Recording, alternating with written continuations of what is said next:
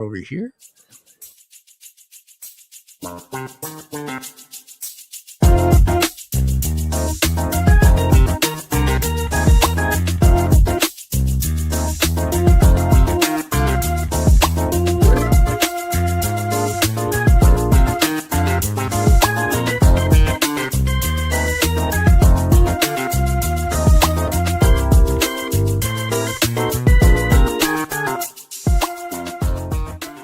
Big shout out to all the hot moms out there from the boys here at the Afternoon Delight podcast. We see you, ladies.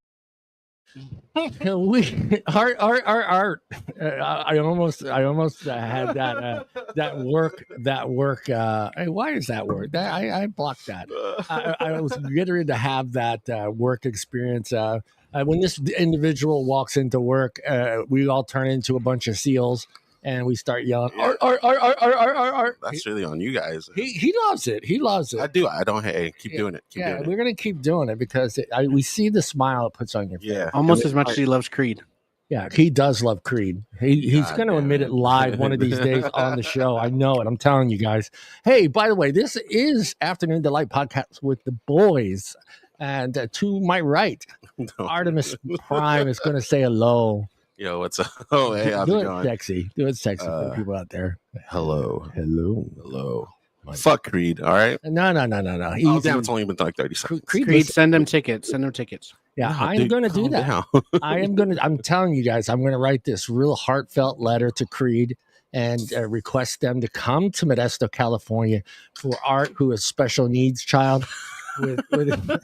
And he loves you. He's got posters up on his walls, and I'm going to do it one of these days.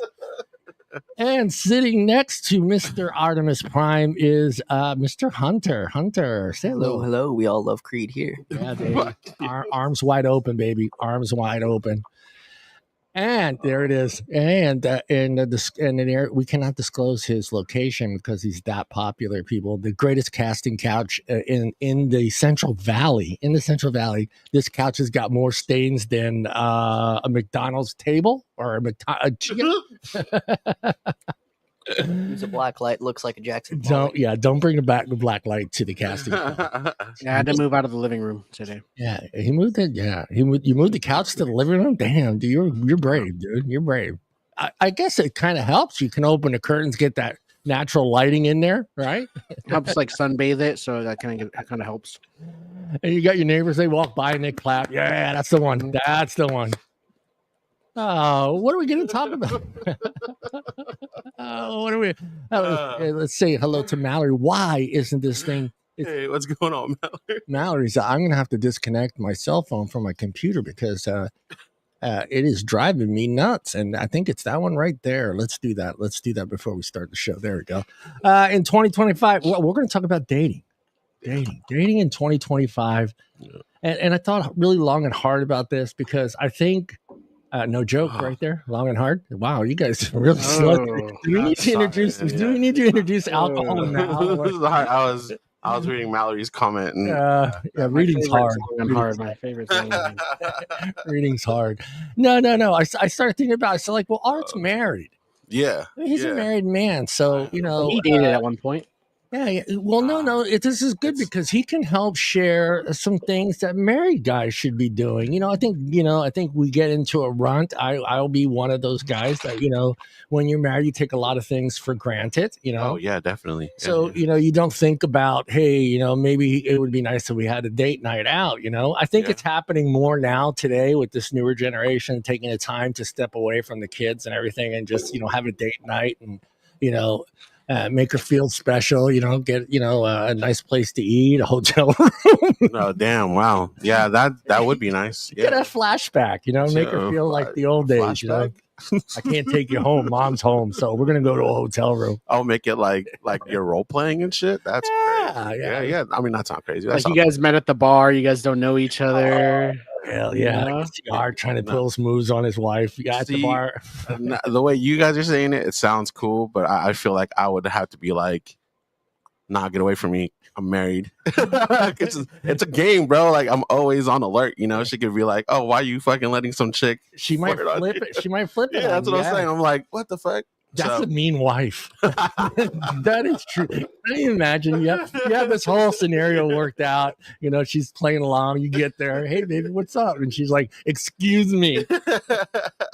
Do I look interested?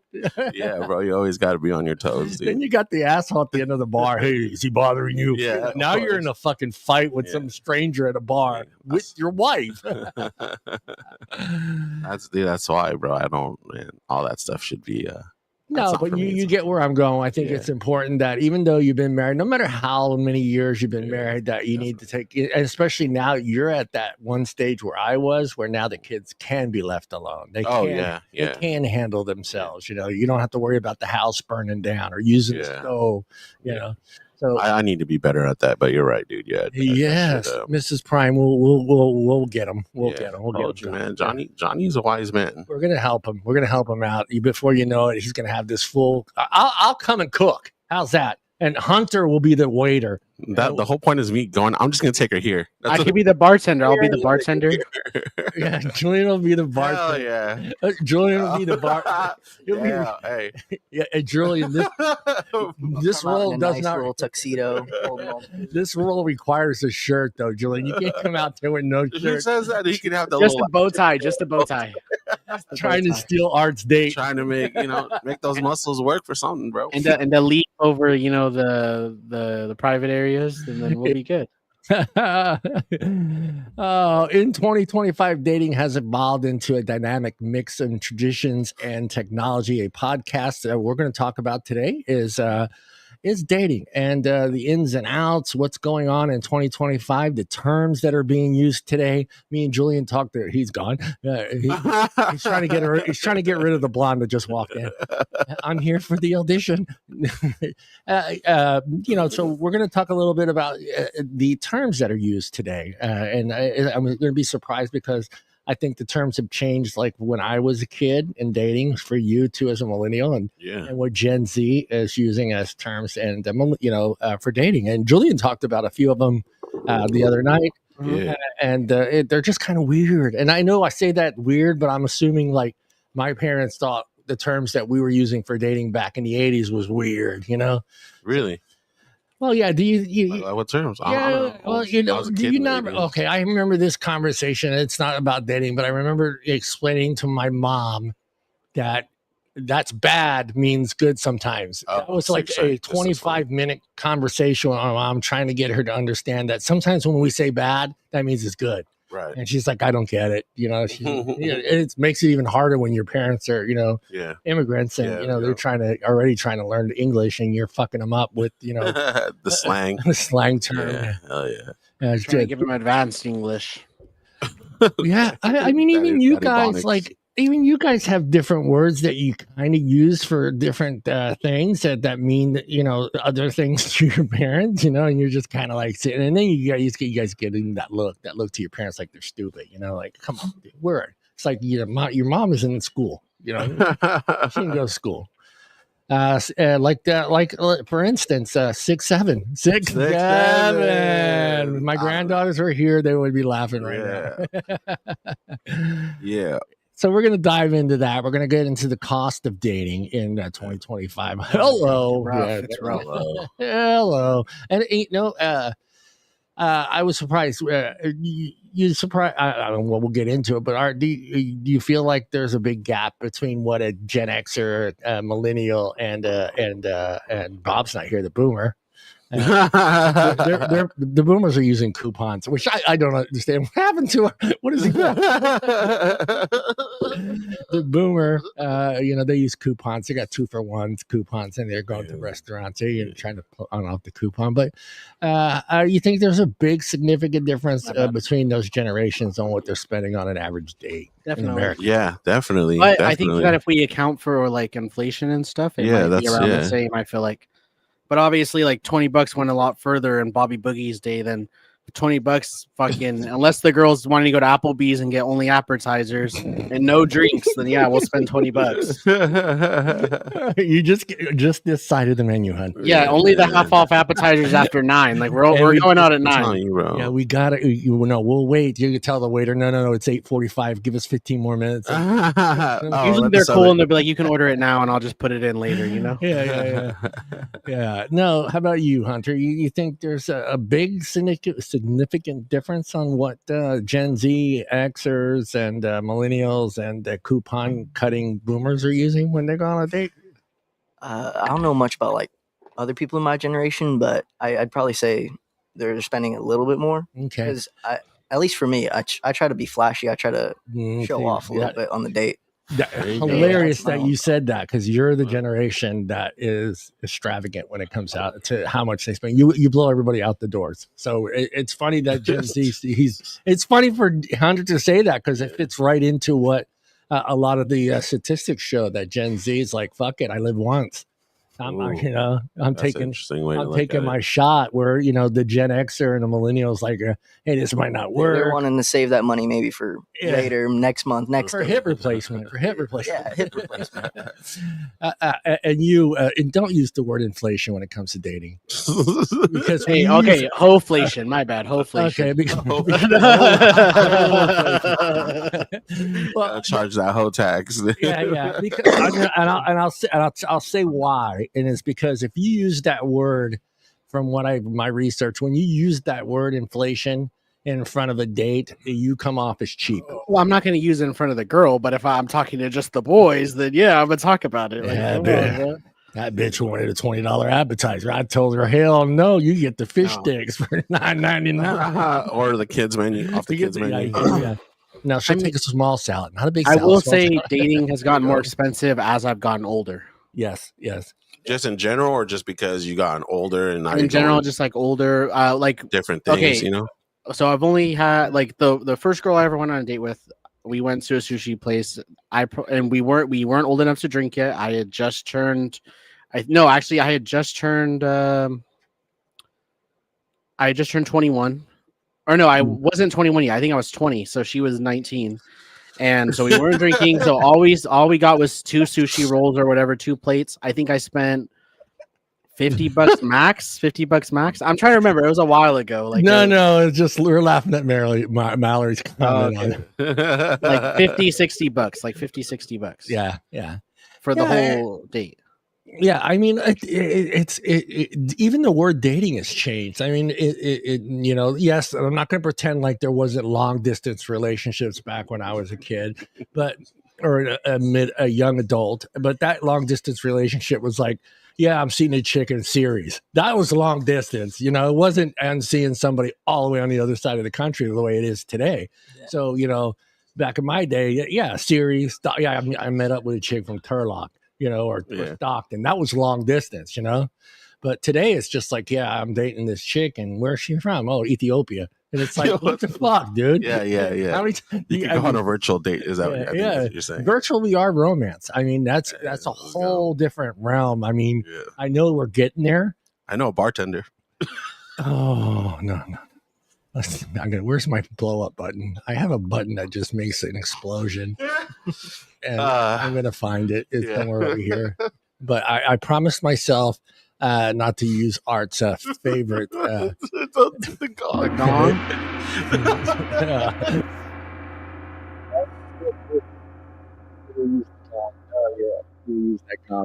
When you guys use the gong, don't talk right after, because it makes it to where we can't hear you. Oh, okay. Yeah. Technology, my ass. Brandon Britt is in the house over. Let me say hello to some of the people that I can barely see them. Oh, okay. Yeah, Brandon Britt. Brandon, he's like a son to me. It's another Brandon that's in my life, and virtual. I'm going to talk a little bit about virtual romance, and Art's out of this conversation. Yeah, that's crazy. Yeah, he's dating. That's a term. E-dating. No, e-dating, like e-dating. Yeah, e-dating. Yeah. On the internet, back when I used to play video games, that was a what is it called? A slur, basically, a derogatory slur that you told people you're a fucking e-dater. Yeah. Damn. I only date the chicks that I'm playing World of Warcraft with. That could possibly be a dude that is in his 60s in some foreign country in Eastern Europe. Man. All right, let me. Would that be okay? I'm sure COVID has a lot to do with VR romance, and I remember that at that time those were coming out. The VR headsets were coming out. Would that be something you'd consider doing there, Hunter? No, I've seen enough I see. like people try e-dating and actually have long distance relationships like that.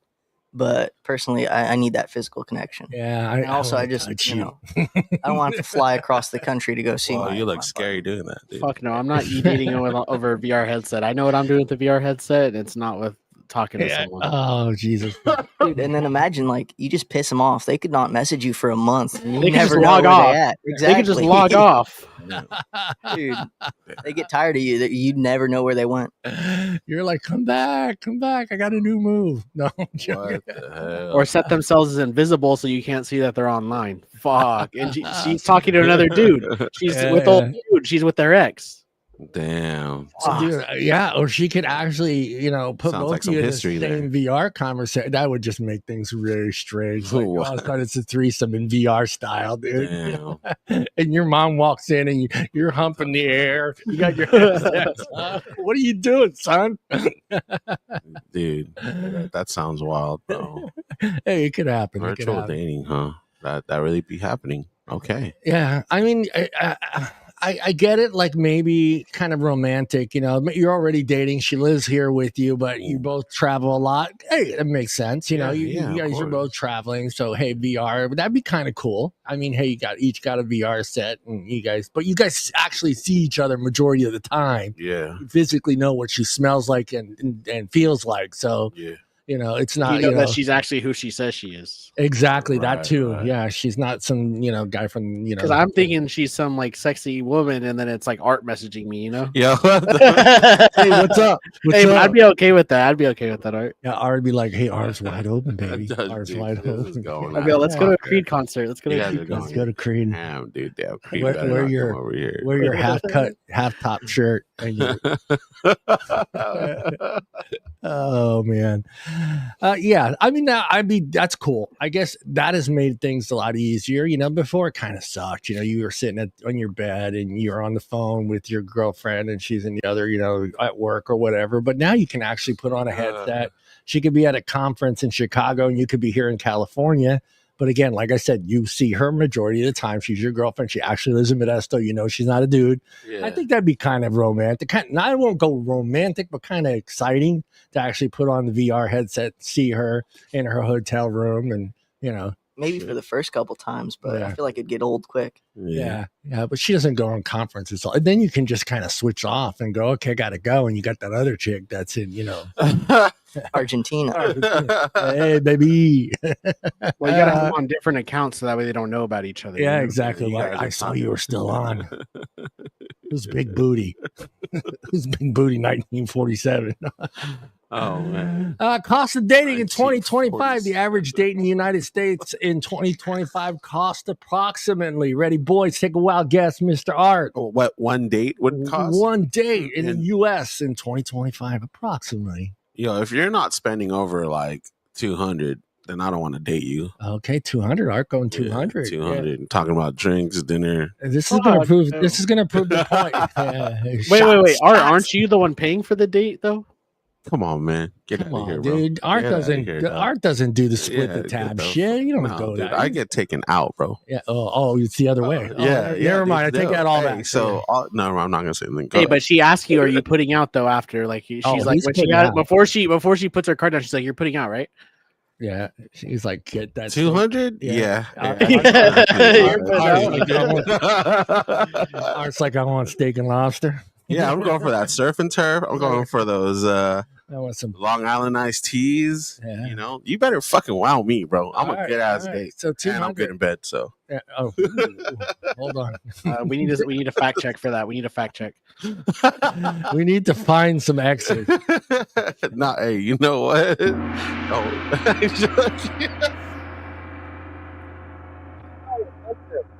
Art. One of us has to try it so we can vouch if it's good or not.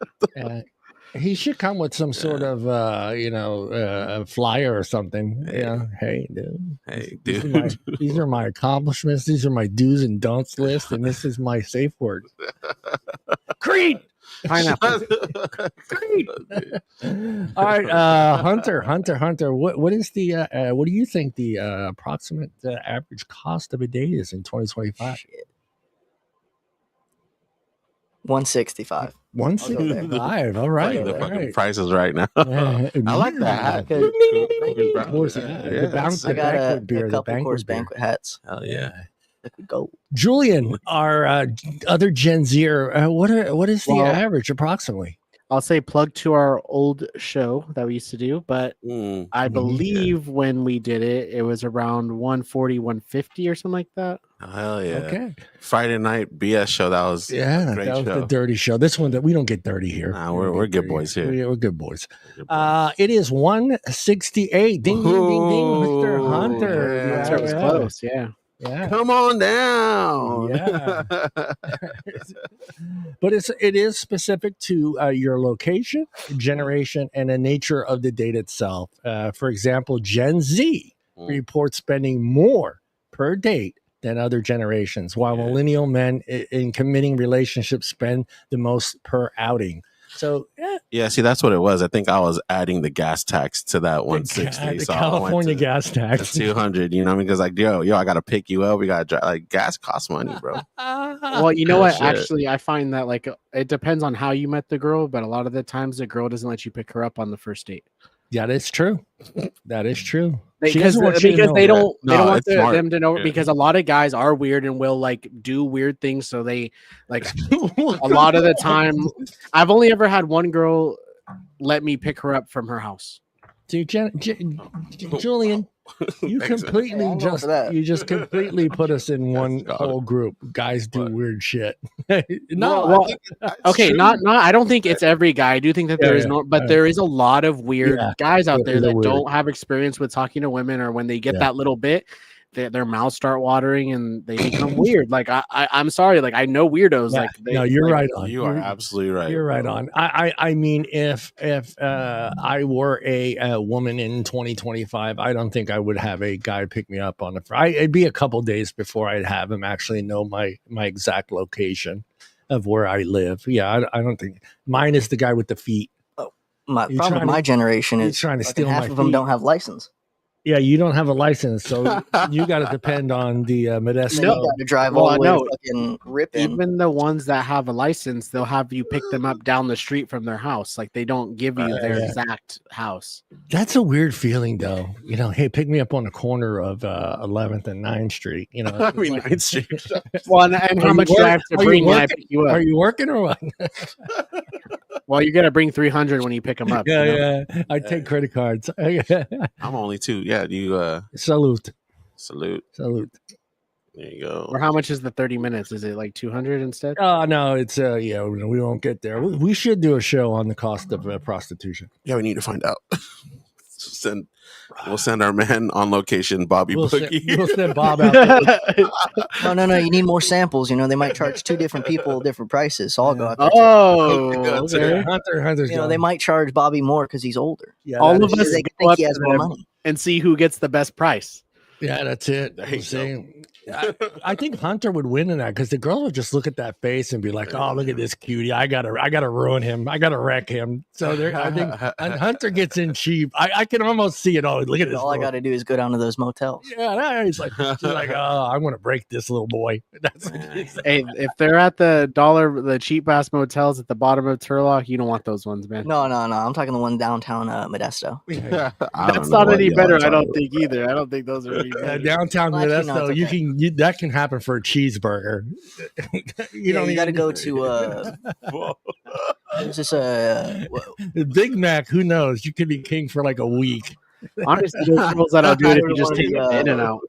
Go to one of those massage parlors down McHenry. Yeah, massage parlors. You got to do your bucks. Go in the back. Oh, the tuggy. Yo, dude, I didn't know there were places like that out here. No, dude. On McHenry. I was doing the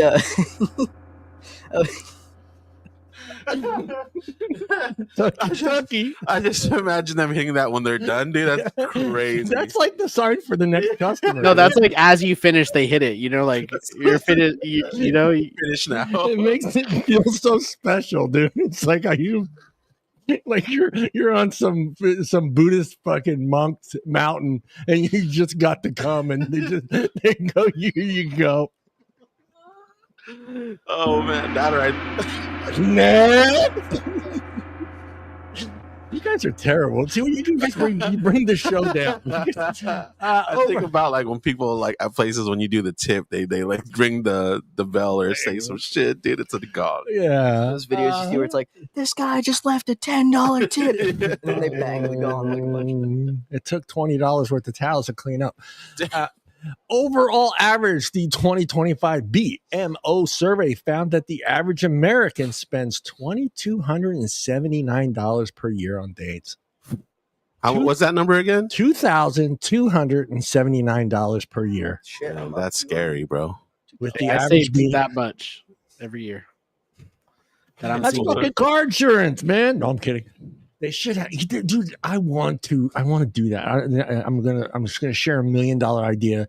We have insurance for everything, right? We have insurance for our cars, our house, electronics. Why not date insurance? Lemon if law. if they don't put out, you get like money back or something, or like what is it? Well, I'm not gonna go that. I'm not gonna be that big of a pig, but yeah. Well, where does the insurance? What are you insuring? Like that it's a bad not date? satisfied with the date? Do they get their you money want to back? satisfy. But then, how do you like measure if they're not satisfied?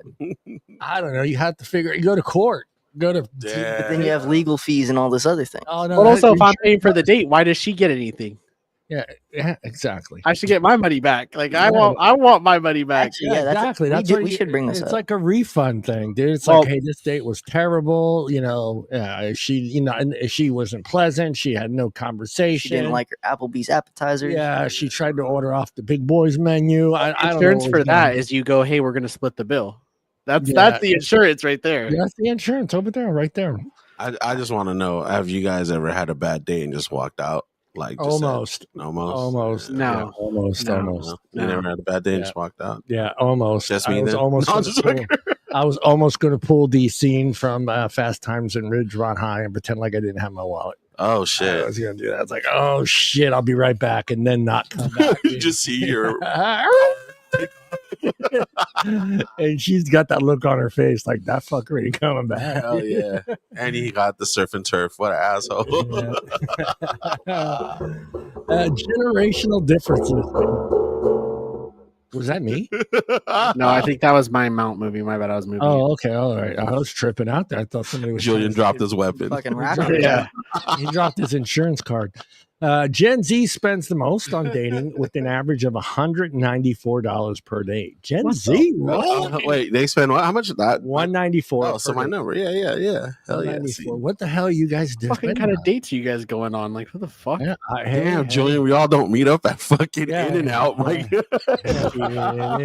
She's paying for her burger, and I'm still, I'm still getting it done. Art, what's the cheapest date you think you could do that was like still a great date in the other person's mind? Fuck, bro, a picnic. A picnic at the park, man. Or picnic somewhere nice. It don't have to be at the park. It could be at the woods. That's crazy, but kind of scary. Yeah, let's meet up at midnight at the woods. here, and give her the Google pin. Oh just my the God. pin. The fucking location. Come find me. And then, what would you say is the most expensive date you've gone on? Ooh, shit. The most expensive date. My wedding.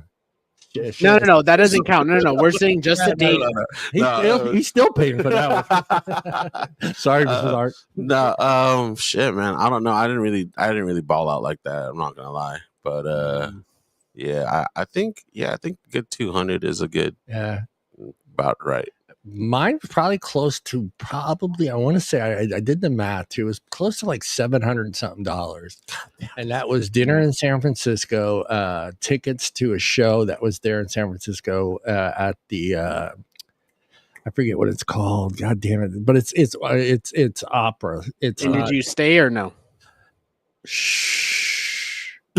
Like I mean, in the hotel, like Did you you stay stay at a over at hotel, the like stay at a hotel? hotel, so that way it's like Yeah, does yeah, that I get did. added in? Yeah, does that that wasn't part of the date though. I didn't add the hotel. So that's price. still added on. So we'll say closer to Yeah. maybe 1,000. Yeah, pretty close. Yeah, Yeah, damn. pretty close. Yeah. 1,000 for a day, bro. But yeah, that was Julian, Yes. 194 is not you're not feeling that, huh? Not for a first day. I'm not going to spend 194. That's a lot though. You think about it, even after I just said what I said, I think just spending $200 on a, let's say, what would you say the average date length? And let's not include if you get lucky, but how long do you think it usually goes? How many, about 2 hours, 3 2 hours? hours, 3 hours. Yeah. Yeah, 2 to 3 hours. Now, you know what, dude? I'm thinking back. It's like, if anything, if it's first date shit, I don't think dinner should even, man, make it like a little bit simpler, coffee, just to get to know each other. Now, Because dinner is a long time, bro. Yeah, to sit there and have to talk to someone you barely know or meeting for the first time. Well, that's where I think it's important to have. We've talked about it before on the other show, but I think it's very important to have that coffee date first. That $20-$25 hour. Sometimes it'll even last longer. I've gone and had coffee with someone and ended up spending about almost 2.5 hours at that Starbucks just talking. Well, that's when they're ready for round two. Yeah. Dinner and a movie or something. Nightclub or whatever y'all do. Yeah, the Black Angus. There is no more Black Angus. Hell yeah. Gambling. Netflix, that's a good date. Netflix and pizza. As long as there's no pineapple involved on that pizza, then everything's cool. There's pineapple on the side. But that's what I'm saying. Like Netflix, like they got to go to your house or you got to go to their house. No, you got to get them to go to your house first. That's why I miss about the drive-in, dude. The drive-in theater was cool. That's a pretty You go to the drive-in with your girlfriend and put your buddies in the trunk. I mean, I guess this guy, sure. Gotta have the boys. What do you do if you don't have a trunk? Are you ready, millennial? And remember, let's keep in mind of what Art said before we started the show about the price that millennials are paying. Oh, okay. And you notice Art went big on that number, and I said Art fits right into the survey because millennial men in relationships. Oh, okay. In relationships, all right. Also spend a high amount, averaging $252 per date. Bro, that's scary. Fuck, that's scary as fuck, right? This economy, fuck. And this economy, dude, and it'd be like that, man. I mean, if you really want to have a good time, like I feel like anyway, like for me, if you're going out, it got to be a good time and a big like show. It's not just. You could always go out there and get a slice of pizza or something at Winco, I guess. Like Winco. Do some. At least go to Costco. You go to Costco, get her a hot dog, and $1.50 a hot dog and a soda. That's a deal. That's a dude, and then just you can sit there and get to know each other while screaming kids all around. Kind of like, here, let me hit you with these.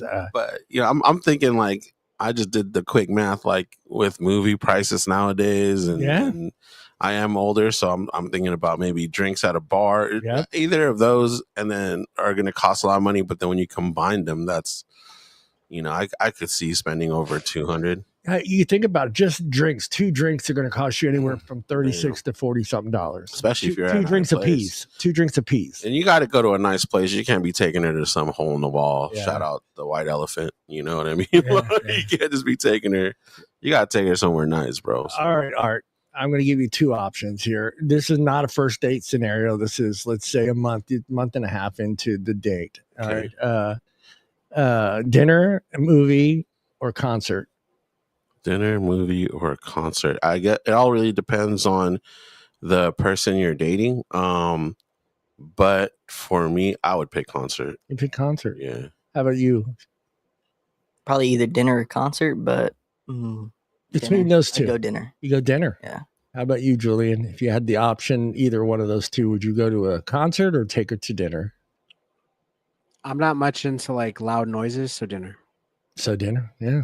I just like throwing out different scenarios on what, like, when I was doing my research and how you can get creative with the date. And I don't think you can't take someone on a first date to a concert unless you really hit it off on coffee. You got the same love for the same band and like Creed. Like if you found Mrs. Creed, yeah, Well, you just, Mrs. Creed. Anyways. Mrs. Prime likes Creed. Yeah, Mrs. Prime That loves is true. Creed, and I would definitely not go to a concert. both you love could Creed. not, you could not what we say connected no on. to her. If she said, "Hey, Art, I got 2 tickets to Creed tonight," you're going. Dude. I'd be like, hey, I know this guy Jason at work who Yeah, loves Jason, Creed. yeah, He's like, yeah. Art would say you basically got 2 tickets to Paradise right there. Yeah, Fuck that, dude. I would never see that. dude. I band. could see him running into the bathroom, getting ready for the Creed concert. Putting on my best Creed t-shirt. Finding those black leather Fuck outta pants. here, and He those- dusted it off and like fucking Yeah. whipped it out. He's like, can you iron this thing for me? Yeah,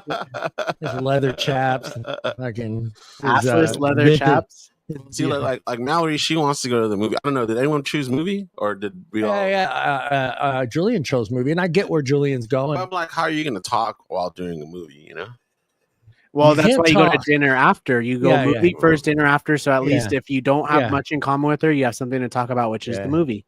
There you go. You know who put me on a game like that? It was one of my high school teachers. He said that. He's like, you should always. Yeah. I was like, Yeah, no. I thought Julian was fucking around with its high school teacher. Hey, there was one. Shout out, Miss B. Miss Any B. day, any day. Yeah. Let me know. Email me. Hit my line. Hey, Pittman High. Pittman High. Remember me? Holler. Remember me, man? Shout out Pittman, man. Shout out to I think what's his name went to Pittman High. Quarterback 49ers. Colin Kaepernick. Kaepernick. Shut the fuck for real. Yeah, Kaepernick that's went to the Pittman? only thing we have. Yeah, that's the only Yeah, thing we he have. grew up in Turlock. He Damn. was adopted by 2 people in By a Turlock. white Oh, man, family. let's in Turlock, shout yeah. out him, bro. Shout out. Yeah, get on a knee for him. Okay. Location matters, guys. The cost of date is heavily influenced by location, with the city of New York being the most expensive of all the areas. Shit. I'm glad I don't live in New York because I can imagine that San Francisco and New York have similar price structures when it comes to the food. I could not imagine having to go out living in the Bay Area and San Francisco area and trying to go and date in that area. You'd almost need a 3rd job because you need 2 jobs just to afford to live there. That's scary, bro. And now you need a 3rd job. You're working at the donut place. I'm trying to make the donuts just so you can have a date, money for a date. And then she's bitching because you smell like fucking donuts every night, dude. It's like, Shit. Well, fuck her. She wasn't the one. yeah. I mean, can I you? don't know about these donuts, bitch. Yeah. Hey, these are day old donuts. Eat one. You know how many donuts I can stack on it? That's what you tell her. That's what you tell her. Sugarcoat That's that. crazy, yeah, that's wild that it actually, you're like you're saying, if you're dating out and you live in the city, hopefully, man, I could see why people are probably going on dates because that shit is expensive living in the city. It challenges you to be creative. I think it's a good thing in that sense where it makes you have to think, hey, I can't afford to go this place, but what's kind of like that, a little more affordable, maybe a little hole in the wall that all of a sudden she just finds that quaint and elegant and just romantic. You just have to be creative when you live in those types of areas where you have to really kind of like a regular date's going to be like $300. And you're just like, dude, do I eat? Yeah. Do I have lunch money? Can I put You money in my gotta gas in my take that. car? Do I go on a date? I'm thinking right now too, like what you guys are saying about not letting them know where you live, like, because I'm thinking like you got to take them to the spot or that you like, and I'm like, nah. But then if you guys don't work out or whatever, like she always knows about that spot. That's Like, why you if don't. What are you dating, serial killers? No, but that's what I'm saying. Like if you go to like, oh, this is my favorite bar Yeah. or my favorite restaurant. Yeah, That's why she you knows don't- where to find You you. don't tell them about how much you love the spot. No, You're that or you "Yo, don't I know even this give place, them. like,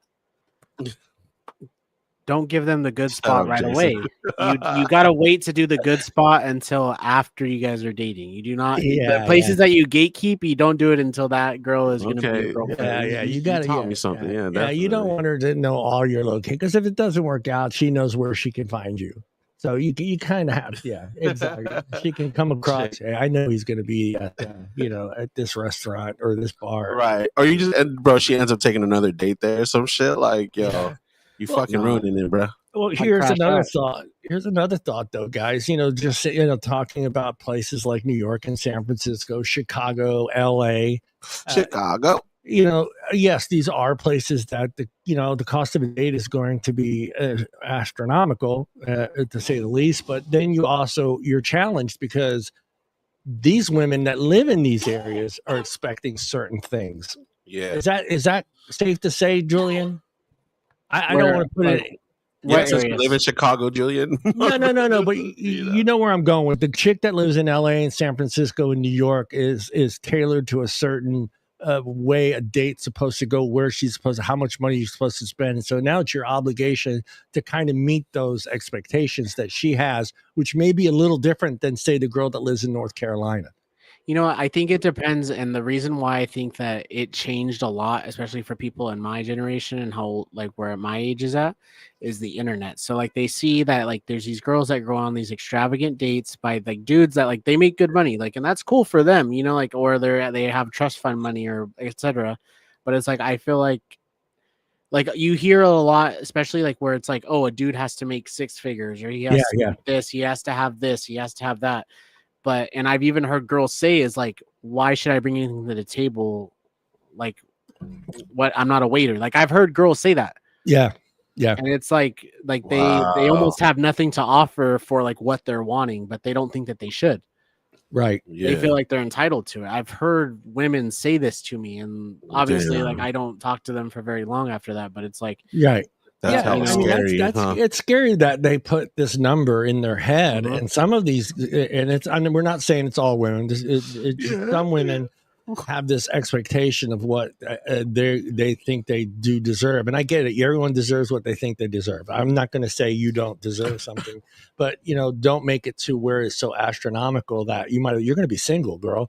Well, the craziest part is their dad works at the factory, and she wants me to make $100K, and he makes 35. Yeah.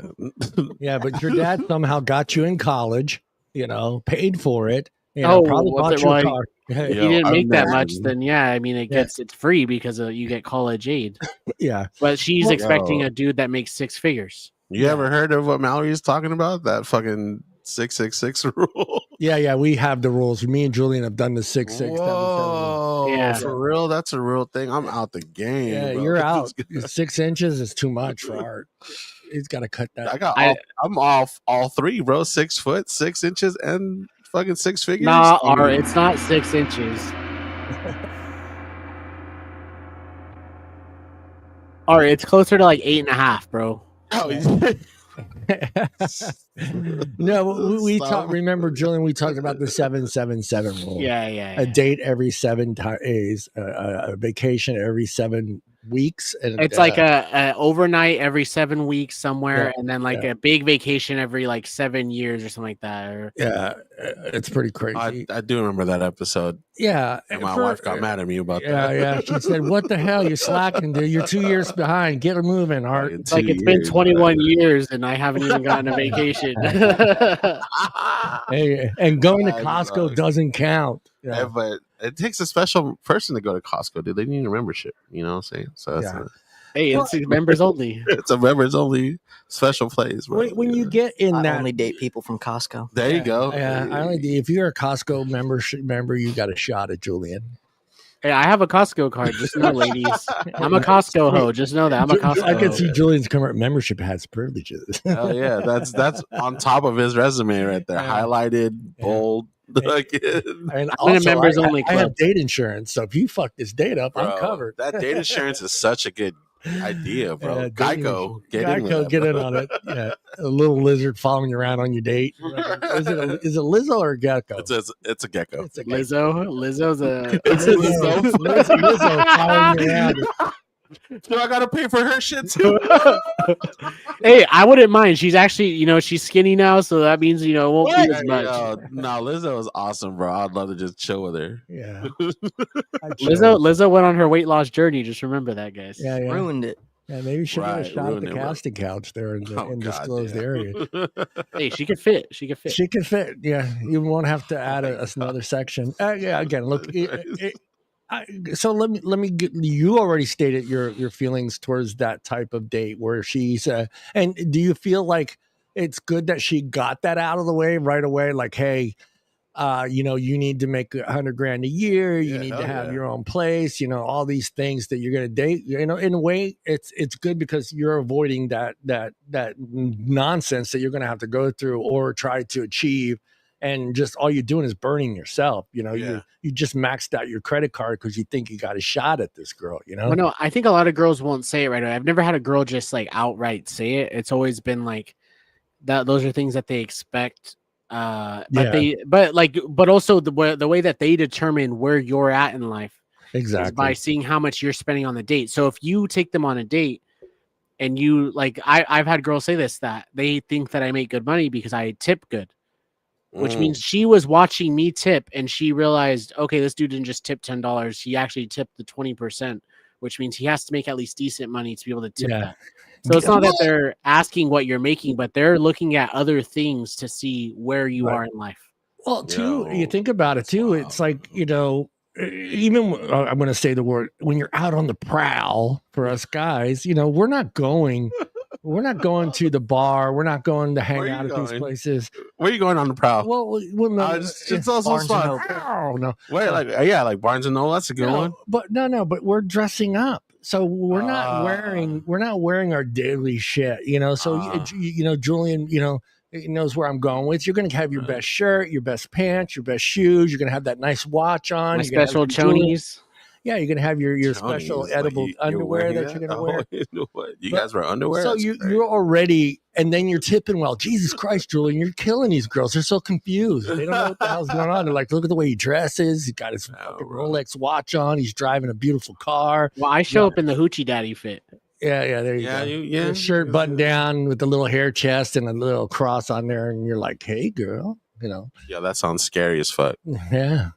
But yeah, you're sending an impression that you have money. So, because I'm like, okay, you got to remember, Julian said something that made sense too, but it's because he says they're not asking, they're presuming that you're fitting that criteria that they're looking for. Based off everything they see. Yeah, they're seeing what you're wearing, they're seeing what you got, your shoes, your shirt, the car you drive. The car you drive in, even your belt buckle, guys. Even hey, did he match his belt with his shoes? That's important, guys. We're going to talk about that stuff. Did I kill it? Location, cost for food, drinks, entertainment are greatly between each state. We know that. And look, there's even a section in here that Art brought up, and we laughed. But the gas tax, there is also, you have to take you got to take into consideration the cost of filling your tank up. So I mean, you don't want to, bro. Imagine you run out of gas while you're on a date, or being like, no, I can't take you home. I don't got enough gas to make it home. So you got to. Yeah, back in the 80s, they knew that, like, okay, your car's out, but you pretended it broke down. Oh, I'm out of gas. And she's like, well, it's on full. Oh, that gauge hasn't worked in 10 years. To try to get some? Is that what you're saying? You fucking You're at Donnelly Park. Y'all are scary. But then the cameras, they're announcing on you and siren. You got that, Julian. Hey, finish. Let's go. Move it.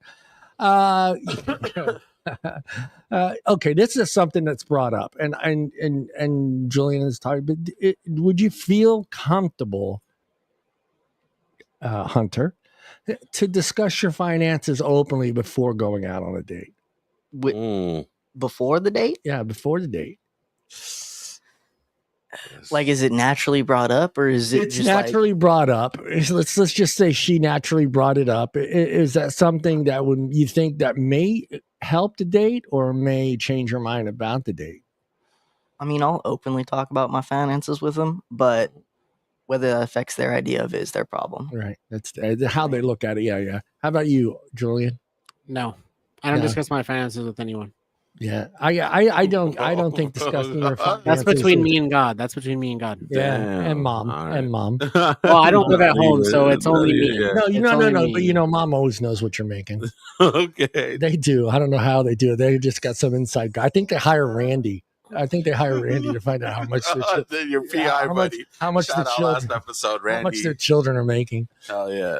I think it could help and ease her expectations of what she assumes that she's going to get on a date. Like, hey, this is, I'm not saying like totally explain to her how much you make an hour, but I think just saying to her before the date and setting up the date, look, this is where I'm comfortable. I'm not going to make this a date. I'll do my best to make it as extravagant and special for you.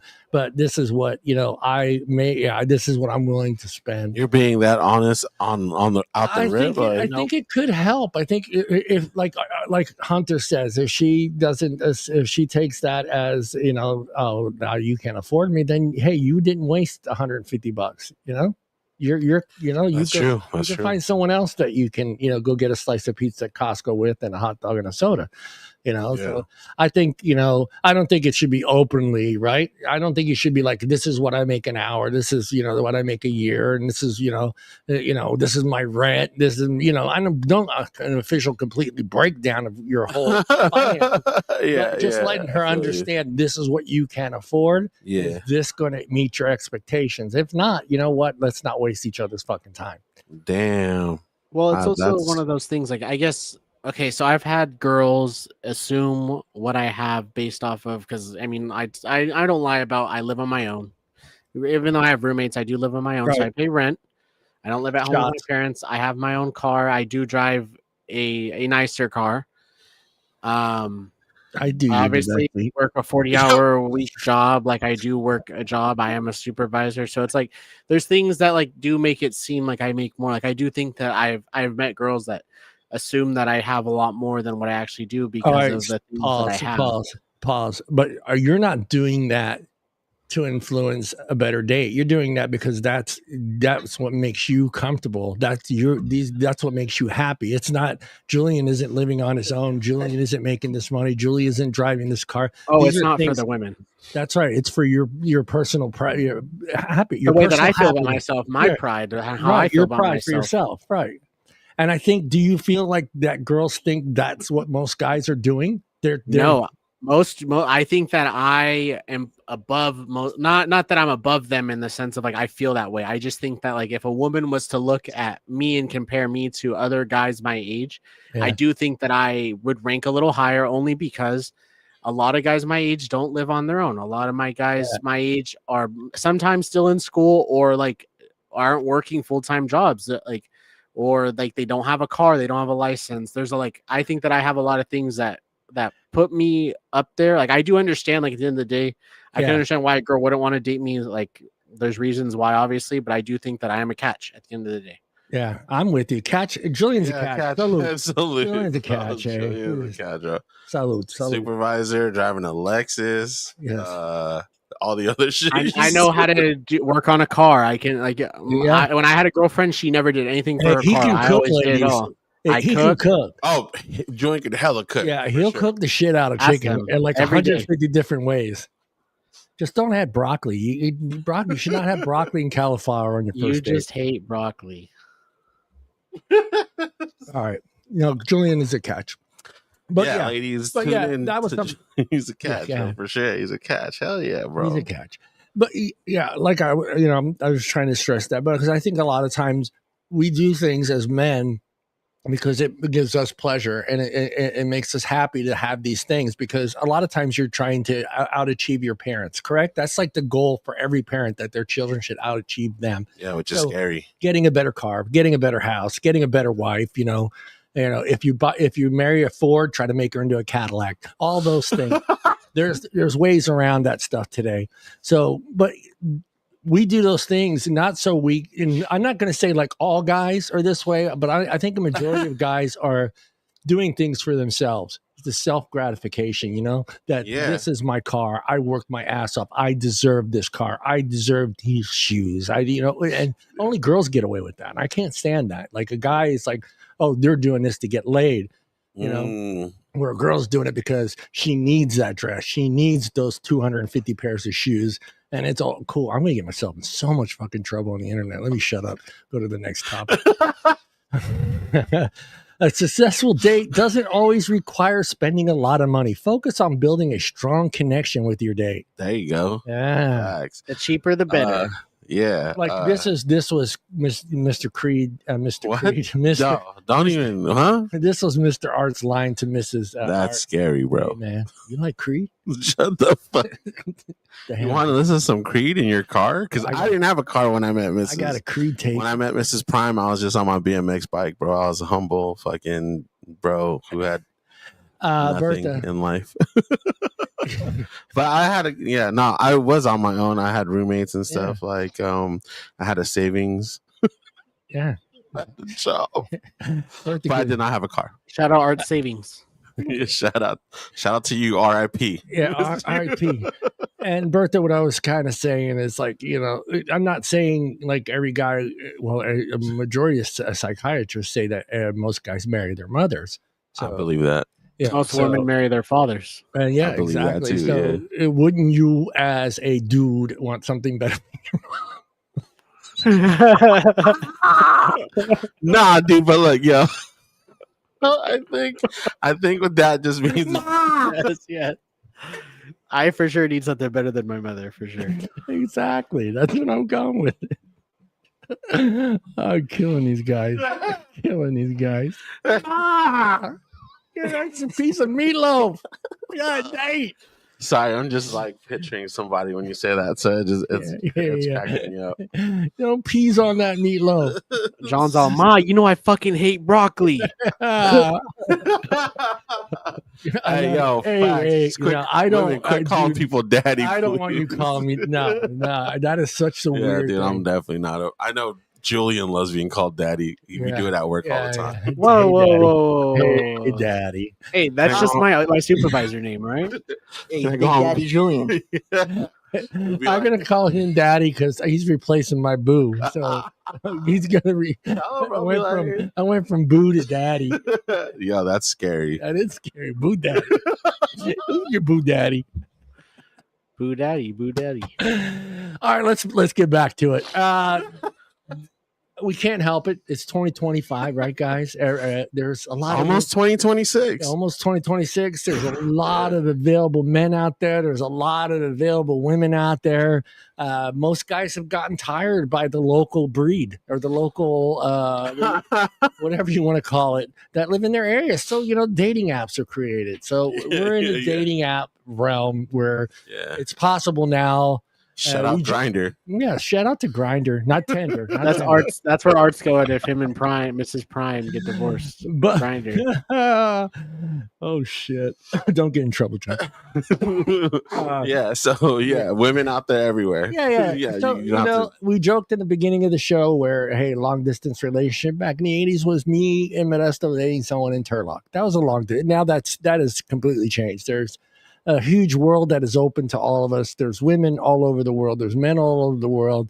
You can kind of cater to your specific needs now as, hey, I'm into this type and that. You can almost do that now on dating apps. Like, again, it's 2025 and we're going to talk about the cost that the U.S. in 2025 was spending on dating apps. Jeez. Wow.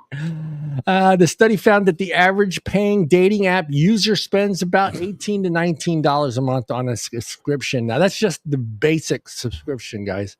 So you're $18 to $19 a month just for having the privilege to see these women. Some of these dating sites, Julian may know, charge you per click. For a heart. Do you want to talk to that person? That's going to cost you. Do you want to? What are we talking about right now? I'm so lost. I'm not paying it.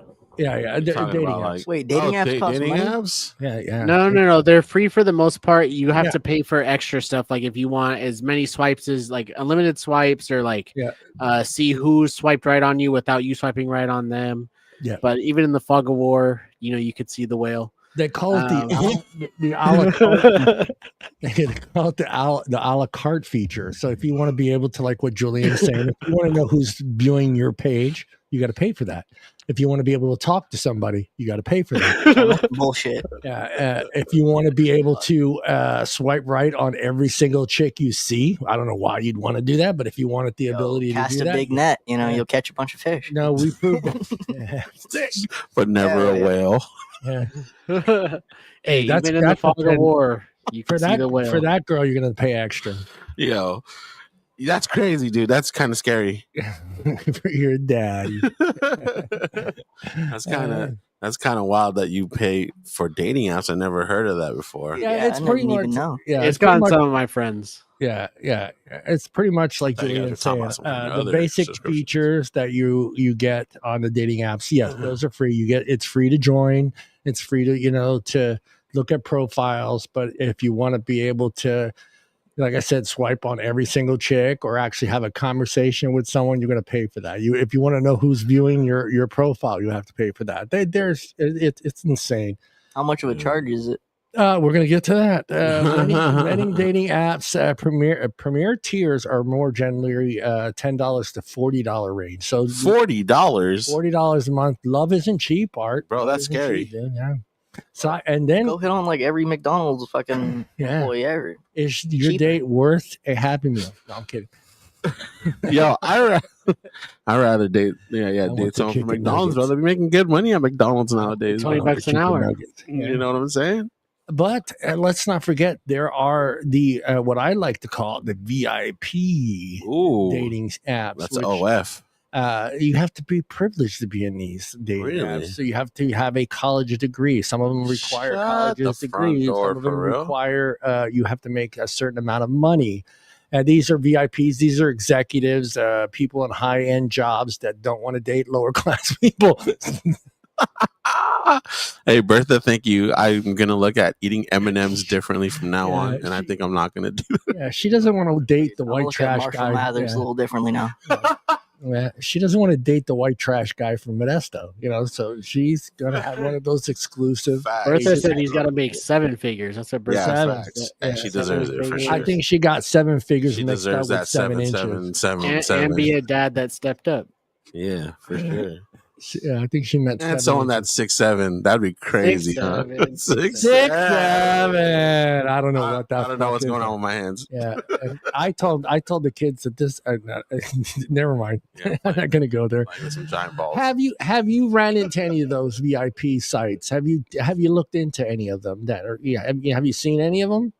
No. They charge you per message? No. They No, are I'm saying, like she's saying. Yeah, there's some that will charge you. Per Wow. message. Damn, is it like I've seen, like- because if you type out 150 words, are they going to charge you more than just Fuck. two Yo, I words? thought you meant a It's like the penis pic. fucking 80s. It's like the early 90s where you got charged $1.50 per text. You know, For real. You They better don't- make sure it's These worth kids it. don't know about it. I'll I've hit had you a up on- friend that was on like the sugar baby websites where they could do it for free, the girl, but the guy Right. did have to pay per message to her.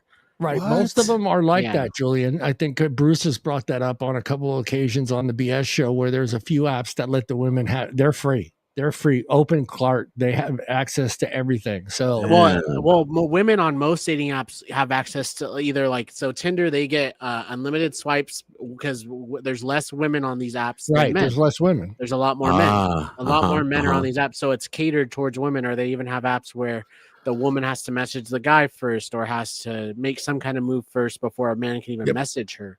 Wow, bro, that's scary. It is- They're catered that's- towards women. Yeah. They're catered to you because he's right. It's 5 to 1, 7 to 1, 10 to 1 I sometimes. thought it was 7 to 1. It's crazy. 6-7, I think. 6'7", probably. 6-7, baby. Yeah, these are high niche. They're apps that require some of them that I ran into that I was doing the research require that you have at least a bachelor's degree. You make at least $60,000 to $70,000 a year. Some are over $100,000 a year. They're specific, and I get it, right. I mean, if Bless you are, Thank you. Bless you. Scary. let me That's swing it scary, to bro. Julian. If you are a high executive, you're making, let's say you're making $350,000 a year. Okay. And you want to date, you're more likely to go to that type of website than you are Match.com. Uh-huh. The way that I am with money, I don't care how much I had, I wouldn't pay for that. But also, I did the dating app thing. My first relationship that I ever got into was off of a dating app. But I would really? never. Yeah, I would never do that again, though. But I was Why with that. was I it? will say I was with that girl for like 3 years. Was it scary? Yeah. Why? What do you mean? Like meeting her? Yeah. Like, I mean, No. just- Birthday's upset. No, I think it was very easy. Like We love you. I was just messaging her, and then it just so happened that she worked at a different branch of the same place that I worked, but by under the same owner, so we kind of knew the same people.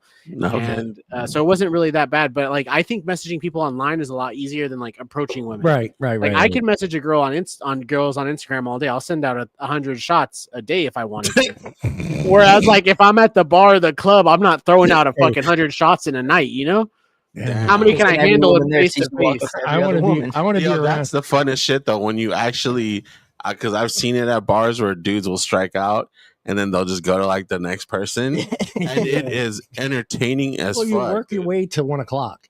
In person, Yeah. I Work can your way to handle last maybe call. 5 to max 8 rejections in a night. Whereas like on Instagram, bro, I don't care if they don't message. Like I'll just keep sending them, like fucking one after the It's not a other, bad number, bro. one after the other, one after the other. Julian goes home frustrated and hits up every single OnlyFans chick on Instagram. This was snapping on Instagram pretty much. I'm trying to slide in your DMs, man. I don't give a fuck how many times I lose. I'm fucking playing this shit. Yeah. Hey, you put up 100 shots, you hit 10 of them. That's a 10% win rate. That's That better is than right. at the bar That's when it. I hit 0. And then 5 of those might buy you dinner. Ooh. You know what I'm saying? Or they don't even want dinner, bro. They might just want to hang out with you at late night, maybe take a couple of shots out of the bottle you stole from your roommates, and then like Yeah, you that's know what crazy. happens. All right, let me get into this. Tender Plus is around $9.99 a month for you. Whoa.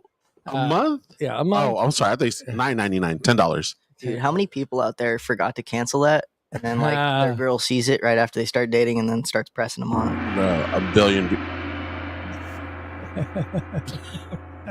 I'm pretty sure it happens a lot. Oh yeah, it's like that's why I have this one app that I use that I pay for, and all it does is tell me what I'm paying for each month, and it's one click. Now, unfortunately, with the new rule in California, that every app or service that you contribute to has to have a one-click cancel feature. That's the law that was passed in California a couple months ago. Yeah, so. Like every company for specific apps or yeah, anything that you're paying for like Hulu, Netflix, all that have to have a one-click out feature now. So there's no more this. Oh, why are you quitting? What can we do? Because I hated all that BS. Yeah. And that was the confusing part for a lot of people. They were doing all or that. they'd hide it like past 1 million pages. Yeah, so now you have every app supposed to by a certain period of time. I don't know if it's next beginning of January 1st, but every app or every service that you pay for has to have the one click out feature. So you're done. Like you click it, boom. You don't have to tell them why you're leaving or what services could be better and all this other nonsense. But let's get back to it. Tinder, $9.99 a month for users under 30. So now they're doing numbers, ages. So ages on Tinder are going to dictate how much you pay. No, I think it fucked up when it fell. Yeah. For those 30 or older, rates may rise to $19.90. Like See, that's ageism. That's ageism. They don't Tinder. sell those no more. Hey, that's ageism. I'm sorry. Tinder, that is ageism. You're going to charge me more because I'm over 30. So this fucking young punk gets to pay $9.99 a month, and because I'm fucking old, I got to pay $20 a month. What? They gotta work harder. They gotta work harder, bro, to get this guy. Actually. That is bullshit, dude. It gets worse. If you want Tinder Gold, it's going to cost you, Hunter, $14.99 a month. What is this that you guys are talking about? What's the difference between Tinder fucking Premium and Tinder Gold? Well, we'll get into that. Relax. He's more super likes or something like that. I forget exactly what it is. Hunter's Is that Snoop Dogg in your shirt, bro? Hunter's getting this. Hell yeah, that's what's up. Hunter's getting exposure. That's old Snoop Dogg too. That's Tinder Gold is $14.99 for if you're under 30. So you guys get to pay $15 a month. That's so for older users. Are you ready for this? For older users, myself, $29.99 a month. Hey, you know what? I just realized that society has fallen. That we're paying. I thought all these apps were free, bro. Yo, quit paying this money and go to your local Barnes and Nobles and pick somebody up, bro. Quit playing. Tinder should be like Costco, where you just walk around and sample all the food. Facts. Or every girl at work wants to, or every girl at work wants to set up Hunter. Like that's the like Hunter gets it for free. Hunter's busy. Dude, I forgot about that. Fuck. Hunter's got. Hey, her daughter's available. I didn't even know we work with girls. Look, dude, quit playing with these apps. People go out there and you get that. That was good. I had to hit you with it. Dude. Quit playing for these apps. You go meet real people in real life, man. I couldn't even imagine you paid $15, $30. Some people, Love isn't and like cheap. you didn't even meet somebody, bro. That's fucking some gas. All right, you bring up a good point. You're paying. Okay, let's say you're paying the hunter rate, which is what again? I'm sorry. $9.99. Okay, $10. Still. And let's say you have the platinum. Let's say you have the gold, and that's for $15 a month. $15. Okay. Is it worth? What is the amount of dates that you could go on a month that would justify the $15 a month? Dude, yo, I better be getting laid at least 3 times a month. No, fuck the dates. We could do dates. That's fine. I'm just saying, dude. I'm paying $15 a month. Yo, that's at least a cart, bro. That's one of my carts for a week. That's crazy. And I'm not even gonna get no dick. Yo, that's wild. Wait, you're not gonna get any dick? Hold on. Pause.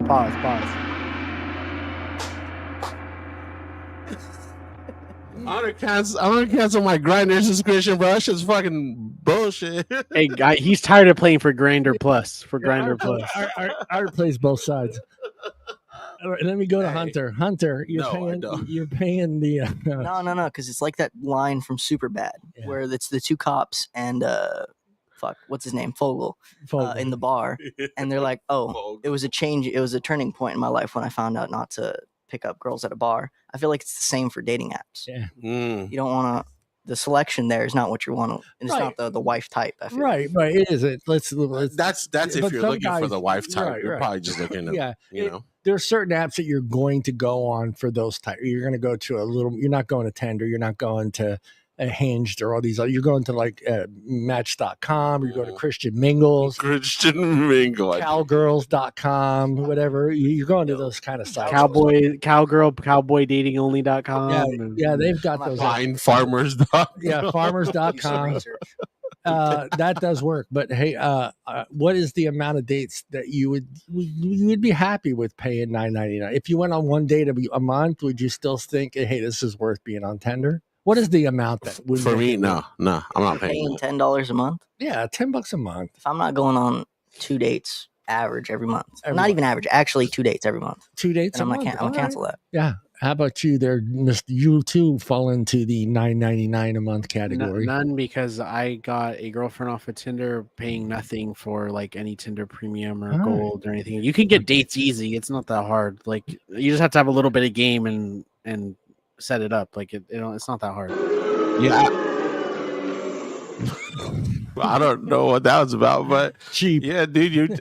Nah, man. No, I'm kidding. He's right. He's spot on. There is something to it, and that's obviously why people are paying this monthly subscription, because it works, and some people like have trouble meeting or talking to someone in person out in public. But I think we need to. Well, I mean, there's always IG and TikTok and stuff, but honestly, that's what the fuck. We need to bring back having finesse, though. Yeah, bro. I mean, rizz up someone in your face, bro. Like, quit fucking trying. All right, let me finish. The platinum is $19.99 a month for under 30, $39.99 a month for plus 30 plus. For 1 month, gold. Am I too loud? You got to go somewhere? No. I didn't even think there'd be a platinum. Yeah, dude. Yeah, bro. I thought maybe the tequila hit him. He's like, whoa. Sorry. Yeah, there's a platinum. That's 19. Scary numbers, bro. Are you ready now? Numbers. There is for a gold in the U.S. is $39.99 a month, depending on the region, the user profile. So you can pay up to $40 a month. Hinge. Everybody knows Hinge. Preferred membership, $32.99 for 1 month, with lower per month prices if you subscribe for 3 or 6 months. It's like a fucking commercial right here. I know. Why are you plugging these motherfuckers, bro? That's crazy. That's a lot. Now you're starting to talk, you're talking gas. Yeah. Half a date. Half a date. Yeah, my weed budgeting for a week. That's crazy, dude. You're talking about a lot of stuff. I could have. I know about cowgirl. I love cowgirls. We got that's not even Hinge X. Getting ready for the weekend. And there's Hinge X. There's that Hinge X cost you. Ready, guys? You looked so happy. $49.99 a month. That's fully bullshit, unlocked bro. with advantage features. So you get all the features on Hinge X. What features can someone school me on these? What are you doing, Julian? Tell me what the fuck. Educate him on what is a Hinge Platinum. Like what is the $50 going to give me? That's basically full access. It comes with usually men are limited on swipes, so you get more swipes or limited swipes. Like I said earlier, the fog of war, you could still see the whale. It takes away like you'll have like places where it shows the girls that liked you, but it's usually like blurred in front of their picture, right? So what this will do is get rid of that, so you can see what they look like, and then you can choose to be like, oh yes, I'll swipe right on this girl or left. Yeah, but like I said, usually you could tell what they look like. Like if they're chopped, you can see it through the fog. You know, you can see it through the blur. Whoever the fucking watchers are, if you guys have Hinge, cancel your subscription. Sign up. Hit me up, and I will hook you up. No, you won't. For $49.99. You can bro. I'll tell you which ones are ugly and which ones aren't. I'll tell you which ones are ugly. Which ones aren't. Go ahead, plug your ad again. For $49.99 a month, I will join you at all the farmers markets, at all the bars, at whatever Chili's location you want to meet up at, and I will wingman you and get you like hooked up, at least talking to somebody. That's how the ad ends. See, we need to see that first payment, Art. Yeah. We need to see if he can actually do it though. So we need to have him take Hunter out and see if you can actually help him get laid. I will, dude. I will. I'm a great wingman, dude. Yeah. Like I will, because like I got nothing to lose, bro. I feel like Art's like the mom. He like grabs a Hunter's face. Look at this face, girls. Nah, hell no. I'd be like, yo, this dude, bro. He fucking fixed my car. I work with him. He's a great guy. He comes to work every day. He comes in when people call off. You know, and he's reliable. Oh, Hunter, thanks for letting me borrow that $1,000 the other day. He's like, oh, I don't need it. I don't need it. When your dog got hit by that truck, I was there for you. I would be on like some don't even set me loose in a bar. I'm crazy because I have nothing to lose, bro. Yeah, he's already married. Yeah, like I'm not trying to get laid. I'm out there like just talking to chicks. Like, not now, but I mean like before. Let's get to I want to skip all the other nonsense ones. Let's get to the ones that people feel that are designed to actually find Mrs. Right, build a relationship on. And that's Match.com. That's scary, bro. That one's going to cost you $44.99 a month, and that's a standard. That's the standard. That's the standard for Hinge, you said? Yeah, for Match.com. Meet. I didn't even heard of that place. Match. Yeah. Premier tiers may start around $37.99 a month when committed to long term. So if you do long term, you can save some money. You can save a couple bucks. If you go more that's generally, crazy, many dating apps. Are they working at NASA to pay for this shit? Like. Yeah, so some of the premier stuff that Julian's talking about and that I was talking about is going to cost you usually an extra $25. So if you want to be able to chat to somebody or see who's on your profile, viewing your profile, those things are going to cost you on average about $25 more. IG is free. It's free to follow them. It's free to like their photos. It's free to message them. By the way, so fucking wild, bro. Yeah,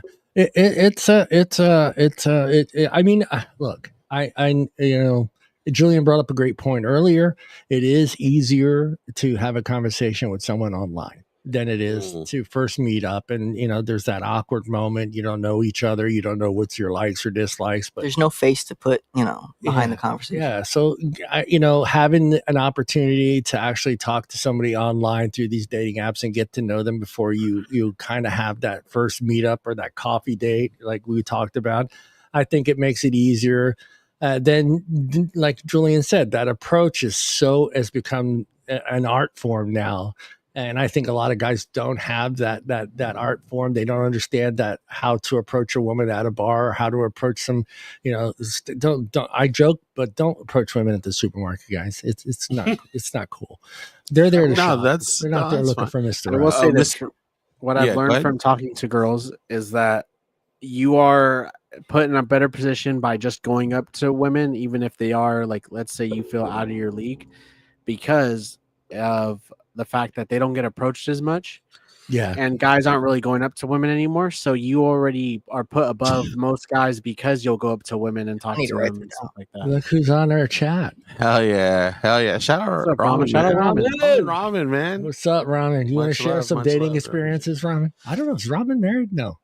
I don't I don't know. If you want to share some dating experiences, If definitely you get in if there. you want to, or you're looking for a wingman, Art's cheap. You know, Ramen No, pulls women. you don't even gotta. Ramen don't need a pay me, wingman. bro. Ramen don't need a wingman. Yeah, You no, don't need you a don't wingman. gotta pay me, bro. We I know good. he's a killer out there. I know he's a killer dude. out there. Oh, dude, imagine Isn't he me, married? Julian, Ramen out in the night. That'd be. Oh, better watch Hey, out, ladies. Watch out, ladies. That'd be scary. I didn't even hit you with the gong, but all right, let's get into the expectations of that first date becoming a relationship. Woo! Who? I know it's Fantasyland. Okay, I'm not going to let's go to Art but we'll go with Art. Did you Yeah. like when you met Mrs. Art, Mrs. Creed? Damn, do Did we you got? start like this is a relationship? This is going to turn into a relationship. This is This going to is be the internet, so I don't know what I should really say right now. No, But, you were no. When I met Mrs. Creed, we were actually dating other people. Right. But you meant like all right. you So knew like, you knew she's the one. There can only be one. yeah. I'll say this, like, when I re-met her, because we went to school together, but we didn't Right. date and Yeah. whatever. I was dating someone, she was dating someone. When we reconnected in life, I definitely felt like that was someone that I wanted in my life forever. Yeah, you get that little hint. Yeah. Julian, the girl that you met online. The one that the only girl I ever dated. Yeah. Right, that you dated. Did you get that sense the first time meeting her? Did you like this? I can see a relationship here. She was the only girl that I dated that I was like, I would date this girl. Yeah. There you go. I've gone on dates with other girls and I was like, I'm not interested, but her, like, yeah, for sure. Like I knew I wanted to know her more. I had to. There you go. How about you there, Hunter? That first girlfriend. Were you like, yeah? Well, not first girlfriend, Well, the but first- let's keep in mind that Hunter's much younger here, so you know. Second one, definitely, I could see that. yeah, that's good. What about you, John? When I met my wife that I married, I knew I was marrying her. I heard you called dibs on her. I did call dibs on her that's at the awesome. door. I saw her walking down. I know my 3 horn dog best friends that And John had a girlfriend at the time, mind you. Yeah, I did have a girlfriend at the time. Oh shit! So did you hear the story before, Hunter? no, we're not going to this share is that story online because she sometimes watches the show. But yeah, I saw her coming, and I knew my hound dog friends, so I turned around, I looked at them, and I said dibs. And that was it. That was our thing. I know that sounds like what is the? It sounds monogamous. No, it sounds like masculine. That's just like a dog. But it wasn't the dog. Like I wasn't looking at her and saying, "Let's not play that women don't do that." Yeah, women do that. But I wasn't like thinking like, yeah, that's he wasn't claiming her. Yeah, he was just telling his friends like, "Yo, back off." Yeah, back That's off. This is mine. Give me a chance. This is mine. And then, so for you, Hunter, you said it was. She looks like Farrah Fawcett. So when I saw her for the first time, I was like, "Do you know who Farrah Fawcett is?" Yeah, we'll pull up a picture of Farrah Fawcett. What about? So you said your second girlfriend was someone that you? Yeah, definitely. Okay. I could have at the time seen myself marry him. What? Oh, see yourself. And how long did you guys date for before you? About 2 years, 2.5 years. Wow, it's always hard, bro. Breakups are always so fucking hard, bro. I thought you were just happy at that time just to hold the girl's hand.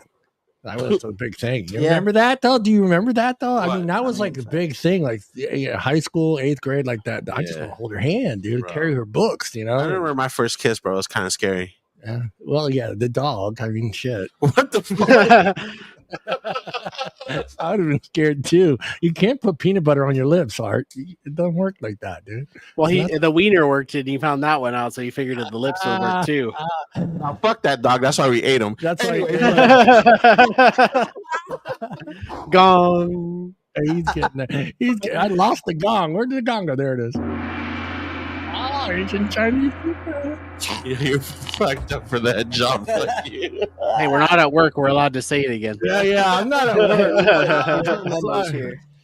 work. Dude, dating someone and then feeling like they're the one, and then it goes bad. It just sucks, bro. It's a terrible feeling. It's almost kind of scary. Let me ask you this one. I'll start with Art. Who do you feel that happens to most? You think the guys fall into that category more than the women do? Like that initial, this is the one feeling. Do you think it's us, or do you think it's the ladies that have that initial feeling first?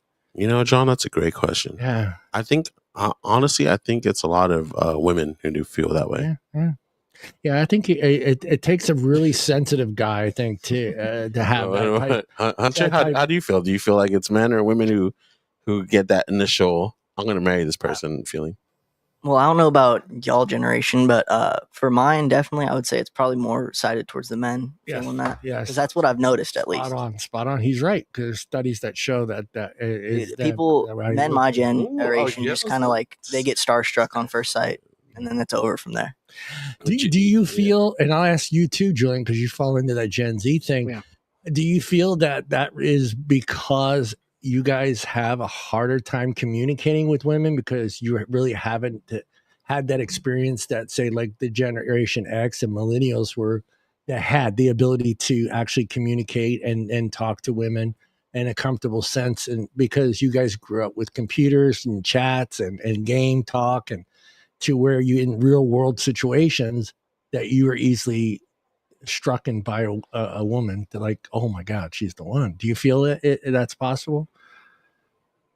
Man, I got tired just chitting that. I would say no, because like realistically, like I've talked to women like where I was just like, oh, I don't see anything with this girl, like, and she could be interested. Like that's the thing, is like that girl could be interested, and it's like my friend's girlfriend's friend, and she's like telling me like, oh, she wants to see you again, blah blah blah, this stuff. But it's like, if I don't have that initial attraction, like I think that I can tell right off the bat, like, oh, that's not gonna work. If I don't, I think that realistically she should have you starstruck in some way if you're gonna want to be with her. And like I do think that the initial attraction is really what will point you towards whether you're gonna date that girl or not.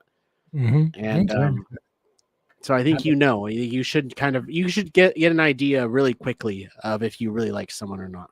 How about you, Hunter? I completely agree with Julian. It's exactly like he said. It's you kind of filter through your type, and then also all the like availability, and then from there, it's kind of that's what will make you starstruck. Is what you select from there. I get that. I'm not trying to be a dick here, but you guys are the generation that actually grew up with technology in their hand. I was the generation that kind of got pulled into it, and they were kind of the beginning. The millennials are kind of the beginning. They still knew the importance of actually putting your phone down and going outside and riding your bike and playing. You know what I mean? It's kind of scary how like their generation is just like that. But your generation was born with the tablet, was born with the cell phone. I mean, I had the family computer growing up, but that was about it. So when I hear Gen Z say, you know what your type is, how do you guys know what your type is? Because do you want me to be honest? Yeah. I know what I get hard to. Oh, okay.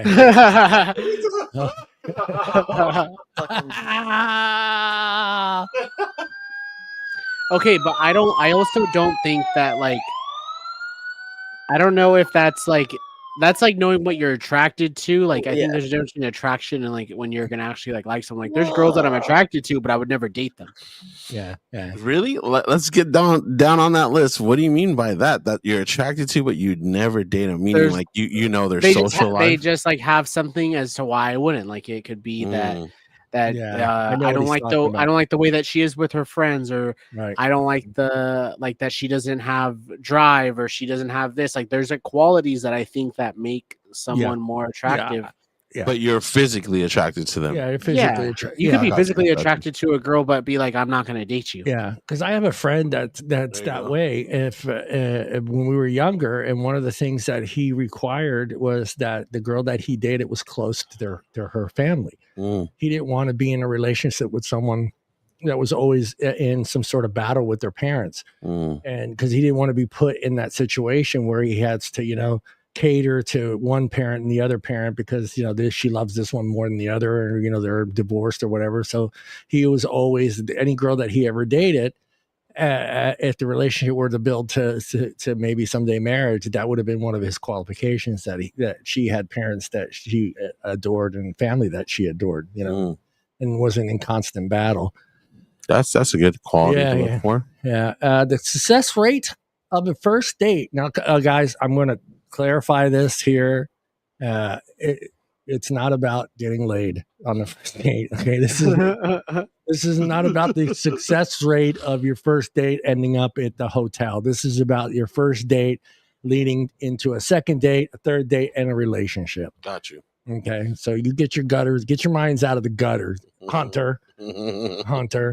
All right. Successful rates by outcome.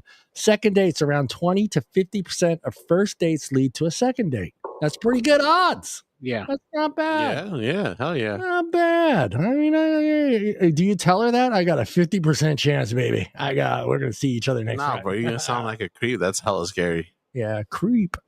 Marriage, a much smaller percentage, guys. Around 3% of first dates ultimately lead to marriage. Fuck. Wait, say that again. Yeah. Sorry, I wasn't thinking this. The third date leads to marriage. No. You no more tequila for Mr. No, tequila. Let's go again. No.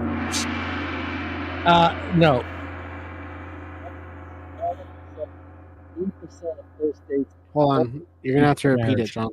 You're gonna have to repeat it because they can't hear you. Whenever the gong goes off at the end, they can't hear you. Okay, yeah. A much smaller percentage, around 3% of first dates ultimately lead to marriage. Okay. So yeah, okay. So 3%. Geez, look, the giggles over here. That means that if you do 100, 3 of those you'll get married to. The wingman's already winging. Yeah. Oh, you get your money. So 1 in 30. 1 in 30. If you go on 30 dates, 30 first dates for one marriage, basically. He is the Bruce Lee of dating. Art. That's your slogan right there, man. Art come out and rip his shirt off. And next thing you know, Hunter's married to like 3 chicks. He's Mormon. He lives in Utah. I fucking love doing this shit with you guys. You guys are fucking awesome, bro. All right. Simple first dates, like having a meal, coffee. Oh, wait. Hold on. Let me do this.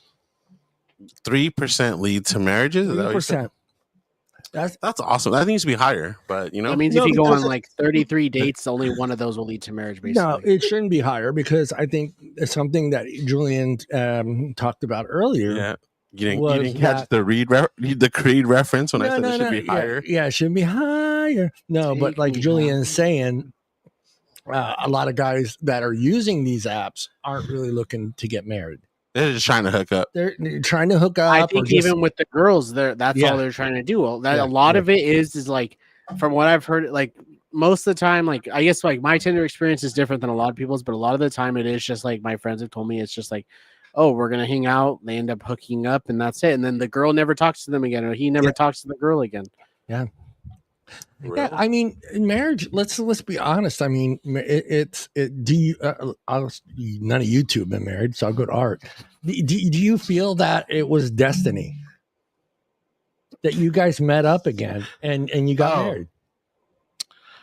Fate. Yeah, fate. Yeah. I'll put it at that, man. That's Remember, she's listening. Nah, even that, bro. Just in life in general, sometimes you don't know. You don't know that you're meeting the person that you're going to spend the rest of your life with at times. And then maybe, you lose contact and they come back. Maybe it's just like on and pop until, at the start. But you'll be surprised how many times that happens where you just end up reconnecting with somebody and you would have never thought that was going to be the person you spend the rest of your life with. Yeah, exactly. Yeah. Like for me too. I mean, like I saw her. And my mind didn't think I wanted to sleep with her. I didn't think I wanted her to be my girlfriend, or I didn't think we just wanted to have that night together. My mind went straight to, I told her I loved her second day. Damn, for real? Yeah, I knew, man. I knew right away. I was like, okay, this is the person that I want to spend the rest of my life with. Yeah. And so you just know. Knowing Johnny's story, bro, that shit's beautiful, bro. Beautiful. No. I'm just saying in general, man, because like I said, I mean, thinking about these two, they might have met someone that they were already going to spend the rest of their life with. They just don't know it yet. Yeah. It's going to meet up in the future. Bricks, man. Maybe it was someone they already met, or maybe they meet up later on in life. Maybe we've already lost her. That happens too, bro. And you know what? That's hella scary. But sometimes it's I don't believe in like the right one. Like you might. I think Shout out to Steve. He's another coworker of ours. I think he said like he believes in 5. I kind of believe in that. Like, or what is it? That movie where what is it? West Side Story. It's like you meet 3 good women in your life. Right. Every there man you go. gets 3 Yeah, good bro. women. Yeah, it is hella scary that there's. I'm done then. Huh? I'm done then. You've already met all 3. That doesn't mean, that doesn't mean you can't meet. I'm just saying there's I don't 3 wanna meet, possibilities of there being the one, Yeah. or however many possibilities of there being the one, and you just don't know. I'm sad now. It's crazy that you don't know who that one is till like even the day you meet them. You're not gonna know that that's the one. You just, I don't know. Johnson, he did. I'm sad now, man. Why? You made me sad. I already met the 3, so I'm pretty much done. Nah, bro. You never know what's gonna happen, bro. We need some moonshine, man. We need some. I need a moonshine. break. I need So another another break. shot? I gotta go cry it out, boys. Dude. No, I'm just kidding. I'm just kidding. Johnson. Women's view on the importance of the first date. A big difference, right, guys? Yeah. Big difference to what a Of woman, course, bro. how she views a first date compared to a guy. Women's view on importance of a first date varies, but research and surveys have showed some common themes. You ready? Yeah, let's go. For many women, the first date seems as crucial moment in compatibility, chemistry, and the efforts that is considered a tone settler. A tone settler. I don't know what the fuck that word means. That just means like what's gonna set the mood for the Yeah, relationship. a tone setter. Okay. Yeah. I'm sorry. Yeah, that's true. I got that. The third shot of tequila was not a good thing right now. Shots? No. No. What I'm saying, like, hold on, pause on that. Okay. Like, how would you feel as a female, like, and you female listeners, if you went out on a date with a guy and he ordered the food he ordered your food for you? Is that a turn off? Is that a I've done that. And the reason I say it's okay is if you're at a specific restaurant, say I'm Italian. So if I'm at an Italian restaurant and she says to me she's never had Italian food, then or a She's missing out. Yeah, so I am going to suggest that maybe I will ask her what she likes to eat normally, and then I would probably do the order for her. I would say, okay, this is what I think you're going to like. Julian, do you feel like how do you feel like ordering for your date? Like, do you feel like ordering her food is something that's, like, oh yeah, I'm showing her what's up, or like, But she told me what she wanted. No, like straight up, like, I'm ordering her whatever. Like you're ordering the food or the drinks or whatever. Yeah, you're doing everything. No, I wouldn't do that just because I would like if she told me what she wanted, then I would order it for her, but I wouldn't just like go out of my way to choose whatever. Because if like let's say it's a first date, I don't know this girl, I don't know what she wants. When I was in my long-term relationship, what she wants. I could go to In-N-Out and order her food or like anywhere. I knew what her order was. Like I knew that girl.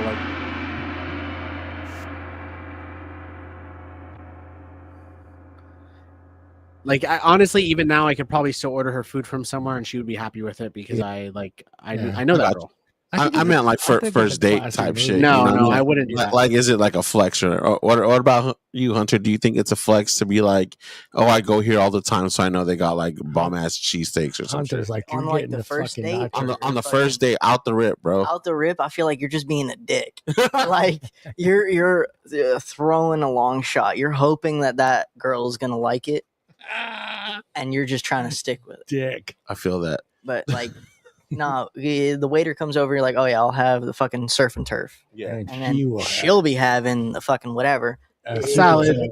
Say you get the complete opposite of what you want. Now her entire date is like fucked because of that. Yeah. You're just being a dick. Hunter gets the $65 plate and she gets the $11 salad. Yeah, she'll be having the kids meal and I'll be having the surf and turf. Yeah, that's a weird flex, right? When people be doing that, yo, ladies, tune in, like, let us know. Does that ever happen to you, and how does that make you feel? I feel like that's kind of psychotic when a guy does. That's it. It's kind of scary, right? Yeah. Just taking charge like that, you're not even being confident. You're just being a dick.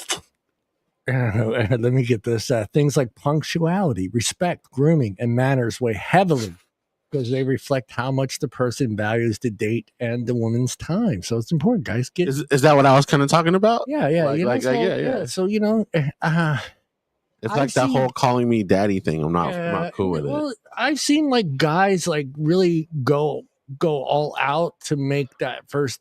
I mean themselves being punctual, being respectful to the help if that is the restaurant, looking good, making sure they smell good, getting a haircut, getting a shirt. And then I've seen guys that are just grabbing the shirt out of the fucking closet, the wrinkly pants, and put on an old pair of tennis shoes, and Gummies on the who you shirt. are. That's who you are. yeah, but again, the first date, that's different. When you go on that first date, yes, look, if you're going on that first date to farmer's market, yeah, okay, you're not putting on $50 pair of slacks, a $200 pair of shoes, and a $50 dress shirt. No, I get that. But if you're going out on a date and you're just grabbing a pair of old 501s, your Vans, and a wrinkled fucking Vans t-shirt, and you show up and she's in a dress and she's just spent $150 to get her hair done. Like if she shows up in a dress and we're going to fucking Fire Wings, then she has the problem. That could be that. You know what I mean? What's funny? I recently saw this TikTok of this girl that was saying like, "Oh, this guy invited me out on a date, right?" And he goes, "Oh, I want to take you somewhere nice." And by somewhere nice, she was thinking like, "Oh, we're gonna go spend like you're gonna spend like $200-300 on the date." And then he was like, "Oh, well, we'll go to this place that's maybe gonna cost like $100, right?" And she was like, "Well, why did I get ready?" So like I think some women also like are like, if you're gonna say nice, you have to actually mean nice, and like that means you're actually gonna spend money. And the second thing that women are concerned about on that first date is safety and comfort. It's important that they feel safe, no matter where you're going on the date, or whether you're picking her up or she's driving there. She should always feel comfortable. If a woman doesn't feel comfortable on a first date, you're probably more than likely not going to get a second date. So what you're saying is, I mean, it's kind of scary, but if you said, "Hey, let's meet up at Knight's Ferry at midnight over here in this," I'll bring in my camera. That'd be hella Why scary. do you got a shovel and duct tape and crazy glue? Let's go for a picnic at Knight's Ferry at midnight, dude. I think that's kind of romantic. And a bottle of something. Yeah, we're going hiking in the woods. Yeah, what do you got in that backpack? Yeah, a utility shovel. I had to bring Swift Army knife and duct tape. Lunch for me when I'm done digging the grave. Some rope. Oh, and chloroform. No, hey guys, see, let's be honest with that. This one's important. They have to feel safe. They have to feel like definitely, dude. They're in an environment that they're going to feel comfortable in. And I think when you can achieve that, if they feel comfortable and they feel safe, then the conversation flows. Yeah, because you gotta think, dude, most of these women are probably like hella scared. Yeah, like they're in a scared. situation. I mean, if she's doing this the whole night, looking around, I mean, she's not. Yeah, she's not feeling safe. She's not focusing on a date. She's not focusing on you. She's more worried about, hey, how am I getting out of here? Am I gonna, am I getting stabbed tonight? Right. That's why my dates, they gotta take place at a concert, bro. If you can fucking handle the pit, then you deserve a second date. Throwing her out there, dude. Throwing her out at there. a Creed concert. Damn, at a Creed pit, that would be fucking crazy. That's crazy, dude. Those guys get down, dude. They're stabbing each other in bro. Raider. Yeah. Not everyone views the first date as the test for marriage potential, but many do consider it as an early filter. So keep that in mind.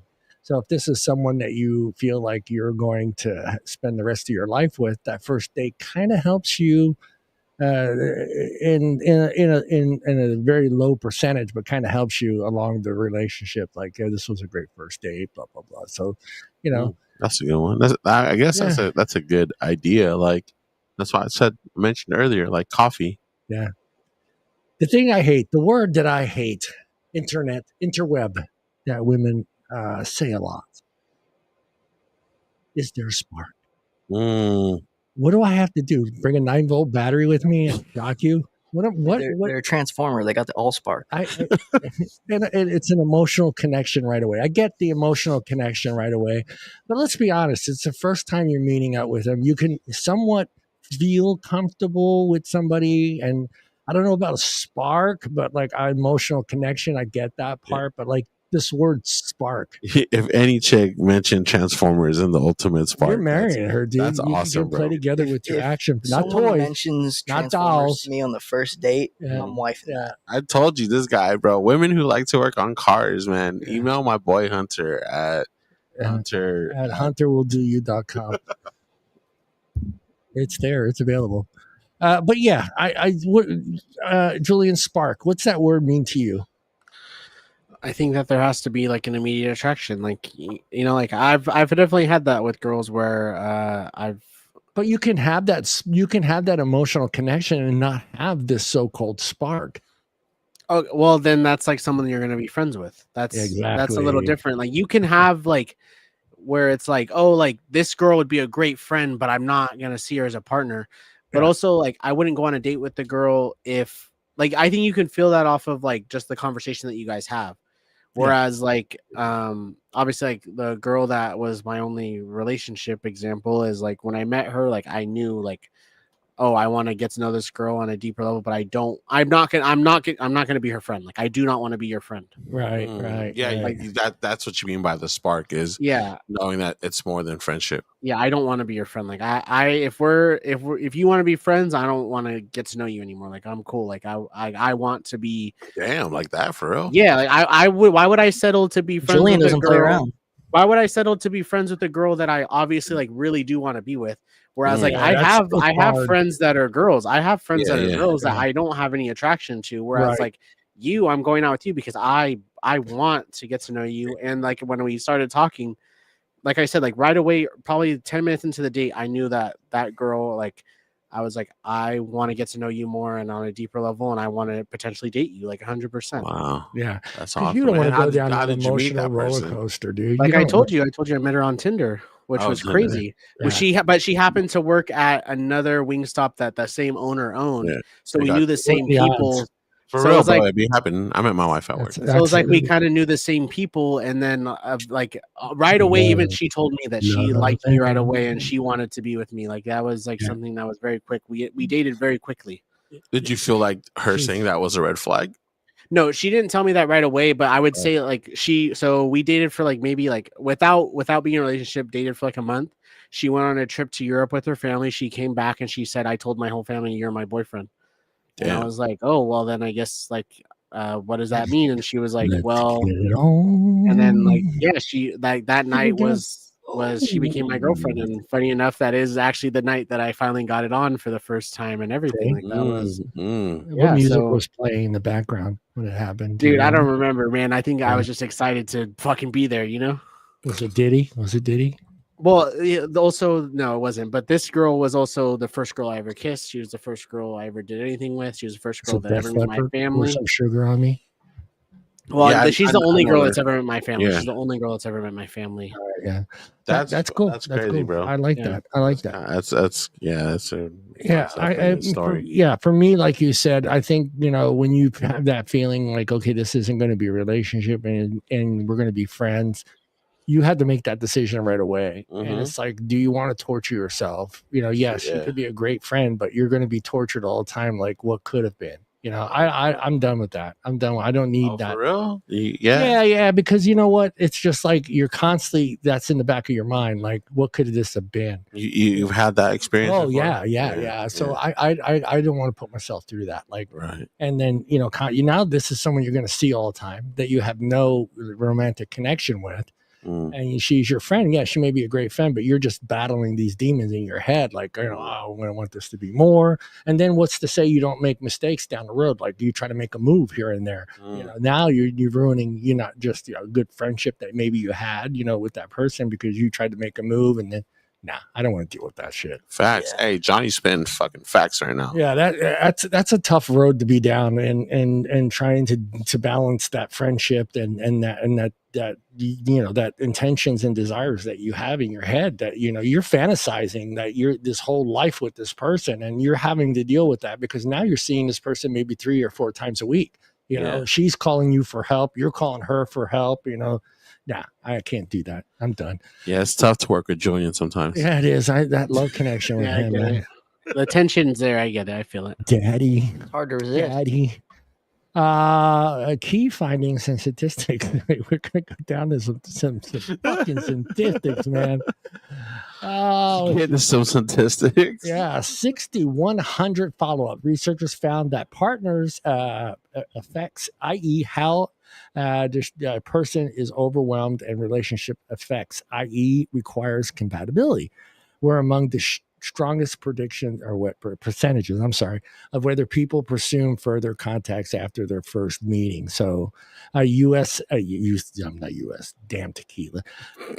UC Davis study similar showed that the first impressions linger even in internal meetings. Compatibility, popularity, influence whether people want to see each other again. So let me get into behaviors and signals women value. What do you think women value, Hunter, in a date? Just Crack? I wish. No, I think they value just being comfortable with you, being able to laugh, around you, and just stuff like that. Being safe around you. Bam! Right there, number one. In Tinder-based survey, 59% of women said that they ensure their date get home safe. Damn, that's what's up. That's what's up. Which is kind of difficult, Julian, right? Because we talked about this. A lot of girls don't want you picking their asses up. So how does a guy make sure that his date gets home safe? Well, I'll say this. Like the girl that I dated, she told me that on our first date, the reason why she liked me was because we were talking, and she said, I feel very anxious right now. And I told her, I was like, hey, just imagine it's only me and you right now. It's just us. I'm the only one that's here. We're only talking to each other, blah, blah, blah. And it made her, she said that it gave her the sense of calm and she knew from then on that she liked me. And then, obviously, I told her to text me when you get home. I want to know when you get home. So, I waited for that text to when she gets home. And I drove all the way to Merced because she had never driven on the freeway. So I drove all the way to Merced to make it to where she could drive somewhere that was only 10 minutes from her house. What a guy. Yeah, bro, because out there meeting. I call you daddy. No, and I didn't leave Merced until she got home. I did not leave Merced until she got home. That's because, bro, sometimes it'd be hella scary out there for women. Julian'sAman.com. That's his email address. But he's right. Also, in that study, 55% of women preferred that their date put away their phone. Oh, I could see that. Yeah, that's definitely. Oh yeah, I don't touch my phone. Yeah, I don't touch my phone. That's a dick move, dude. What if they got to get a couple snaps in? You know what I'm saying? Hold on, this is what I'm dating. You shouldn't be doing that on a date. Okay. My Iron Man does nothing. Yeah, you want to go home, play with my toys? I mean, my action figures. Hey, don't be knocking no action figures, all right? All right. Okay. Scenarios in this one, because let's be honest, there's guys that are out there that have jobs that are 24/7. There are guys that are out there that have children, and there are women out there that have jobs that are 24/7 and have children as well. Yeah. Is that in that situation where I'm going, where if I were to say, hey, I got a big project at work, I could be getting a phone call, I'm just going to let you know that, I may be looking at a few texts here and there that come through. I'm just letting you know. That's cool, right? Yeah. Always be honest about what you're going. I mean, you cool with that too? Texting your homie instead of doing some work. Yeah. I feel like it's very different. Yeah, look at it. Look at this chick. But how would you feel if the female told, your date told you that? Told me that they had work, or that they were texting their fucking home. Oh, I'm sorry, I have to get this because it's work. Yeah. I mean, I don't know them too well, or if it's the first date, so I'm just gonna trust the fact that it's work. Yeah, you have to. I mean, if she's open about that, or he's open about that, hey, you know what? We got this big project we're working on at work. I'm a big part of this project. I might be getting a few text messages. I just want you to know a heads up that I'm not just replying to my homies that you look banging, so just to be safe. I mean, right, Julian? I mean, you're cool if she says that to you, right? What? If you're on a date with a female, hopefully, And she says, hey, you know, I got, like I said, you know, we got this thing at work. I'm the leader. It's a big project that we're working on. May get a few texts here and then at the work. Is it cool with you I'd if I put it this way. I would never You guys are expect horrible. someone to stop their motion for me because I would never stop the motion that I have for another Right. individual. Yeah. Because So I think that because for me, right, as a man, I want to be able to someday have a house. I want to be able to have a family and all this stuff. And I think that I think it would be dumb of a girl to be like, hey, either you're working too much or blah blah blah, when it's like realistically, like I would do those things for my partner. Like I would work more so that way, because I think my partner deserves to have a certain life. Like I want to make sure that my partner has a house and my kids are taken care of and stuff like that.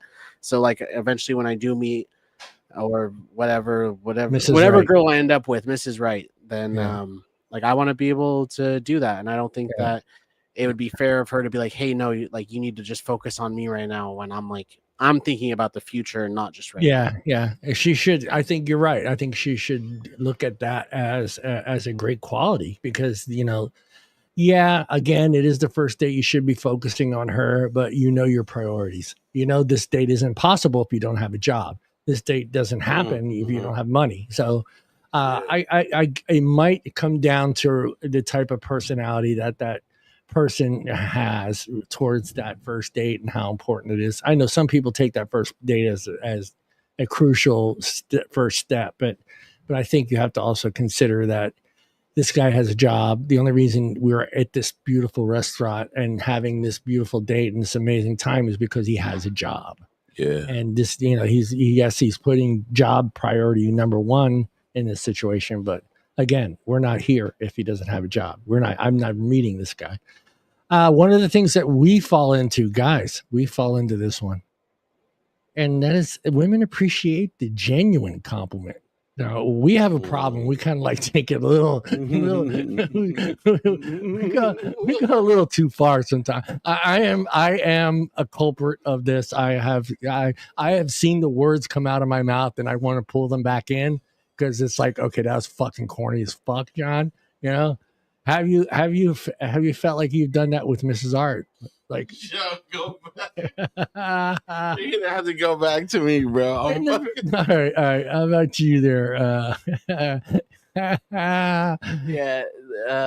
think a lot of men, when it comes to compliments and reactions, they kind of overreact. We overdo it. Yeah. We overdo it. We think it's good too. It's just like we think it's going to be that much better if we, you know, try to zhuzh it up. But like telling her she looks like, you know, Heidi Klum, but you know she's nowhere near it. Dude, you fucked up by even trying to relate her to another person because that's more ammo in their gun. You look like you could do movies, and you're like, you know, you said it, but you know you shouldn't have said it, you know, because she knows her worth.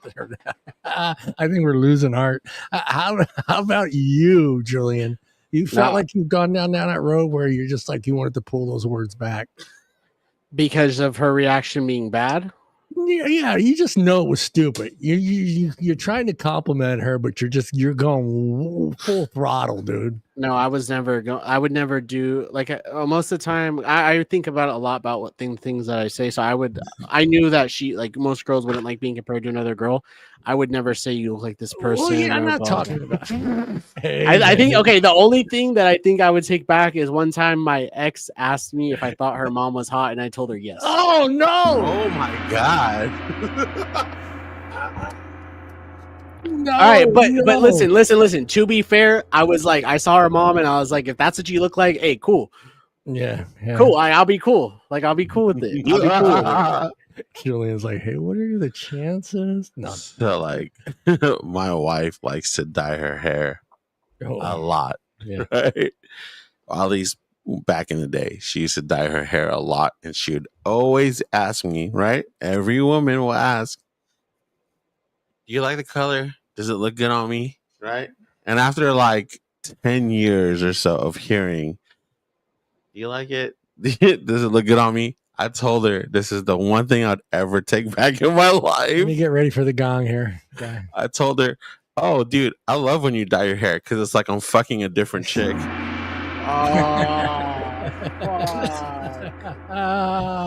It's been 10 years, babe. Let me fucking go with that. Bruh, what the She fuck, Art? constantly brings that shit up. the one that gets me, and I'm sure Art has ran into this one. I think most married men had run into this one. And it's a trap, guys. It's a trap. What you can do when you get asked this question is pretend you didn't hear it and walk out of the room. But when she looks at you and asks you, does her ass look big in this dress?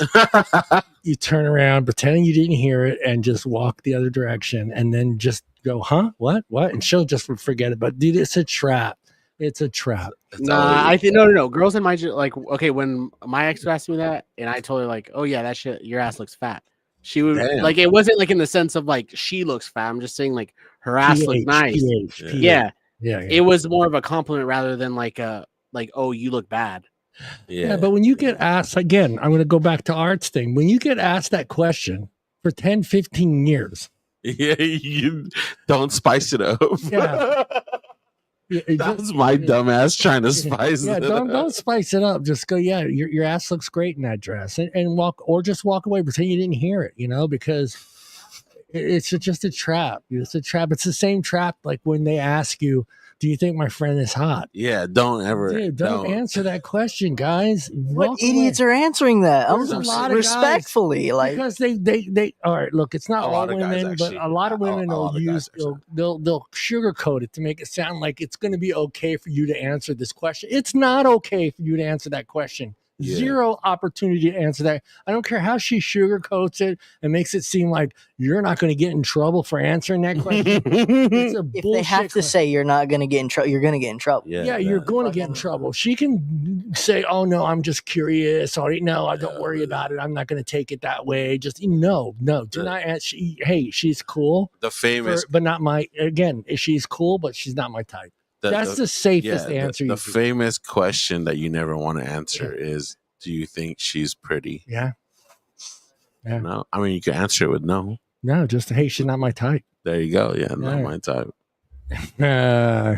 Especially if there's someone, because they'll throw it out there, like even with celebrities that for a fact you're never going to get with, but you're watching a movie or a TV show and they're like, oh, what do you...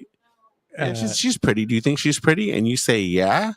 Your life is ruined, bro, for the next fucking whatever long. Yeah. Dating, and you ready for this one? This one should be fun, guys. I might have to put my finger on the beat button on this one, but dating and sexual behavior stats. Dating and sexual behavior stats. All right, I'll let you guys know. In the Singles in America 2022 study, 5,000 U.S. singles. 61% said they were comfortable for making out on the first date. Art's out. Back in my day, in the good old 1990. That was a long time ago, dude. Jesus Christ. That's like a fucking millennial ago. I'm going to go ahead and swing over to Art there. Swing past Art, I'm sorry, and row my boat over to Hunter on this question. Do you feel that's high or low? 61% of first daters say, hey, it's cool to make out in a car in the parking lot at the Denny's. I'm not the person. Well, it's not the Denny's because I don't have the repertoire and the knowledge to answer that. Okay. Also, I just haven't been on a date this entire year, so we're gonna change that. Art, you got your wingman there. Hell yeah, I'm free, bro. The Bruce Lee of dating, the wingman. Hey, for real, bro. Like you can't even. Hey, I'm with you. I think take me out, bro. We'll see. I think you should partner yourself up with Art and Bob and see what happens. Just bro, what happens. Hey, we will get you at least women to talk to. I'm not guaranteeing anything, but for sure there's gonna be like, oh, have you met my boy Hunter? Like you pull the one, what's his name, the Barney. Bro. Have you met Hunter? Have you met my boy Hunter, bro? Like I will get you that like in there. It depends on how you close it out or what.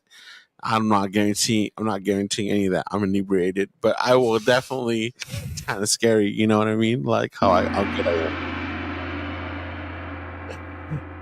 And are you ready for this word? The word that this man right here hates. I hate this word. I hate it. I'm going to let you all know I hate it. 63% on a first date say it's cool to cuddle. Cool to cuddle. What's that? Hey, cuddle means bed.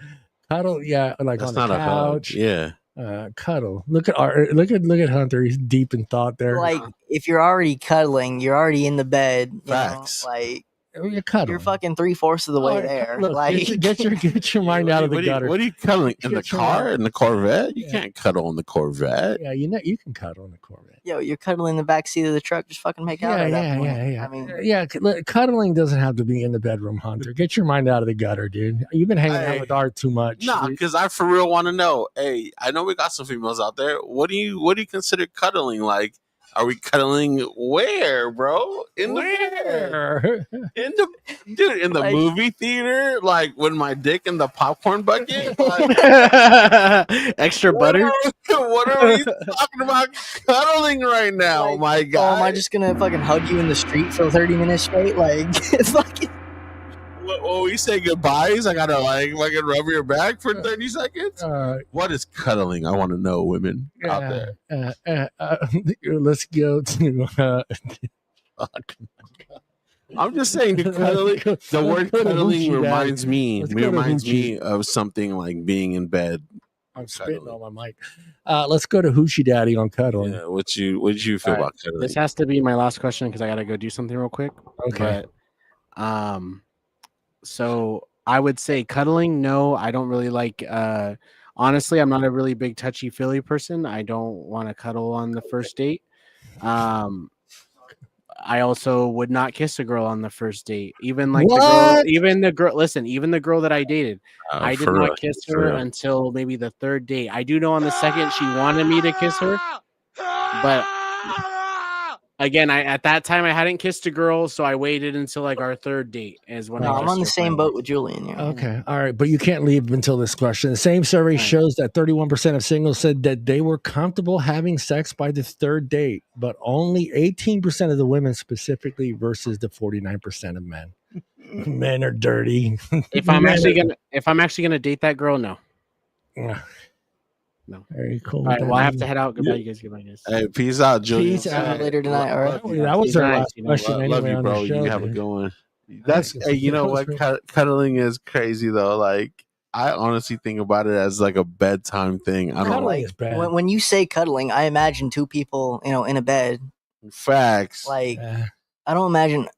What other than that is cuddling? Well, the women are afraid to answer. Like, are we going to be in the fucking booth at Denny's cuddling it up, waiting for my fucking grand slam to come? Like, yo, bro, that might be what it is, and you know what? That's cool. Like I respect that. I respect that, but like you dogs, man.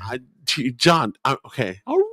What do you consider cuddling? You can cuddle on the couch. You can cuddle in the car. You can cuddle in the parking lot at a Sears. I don't know. So that's really like doesn't have to be in. That's a really old term. I'm not old term, but like that. Okay, wait. Time out. I respect Hope. That. Hope Truncali. Hope is my daughter over there. Hope, Brandon, anyone out there? Brandon, I ain't asking Brandon cuddling. No, bro, I want Brandon's opinion on this. Yeah, Brandon, what do you consider cuddling? Oh no, they got to go after.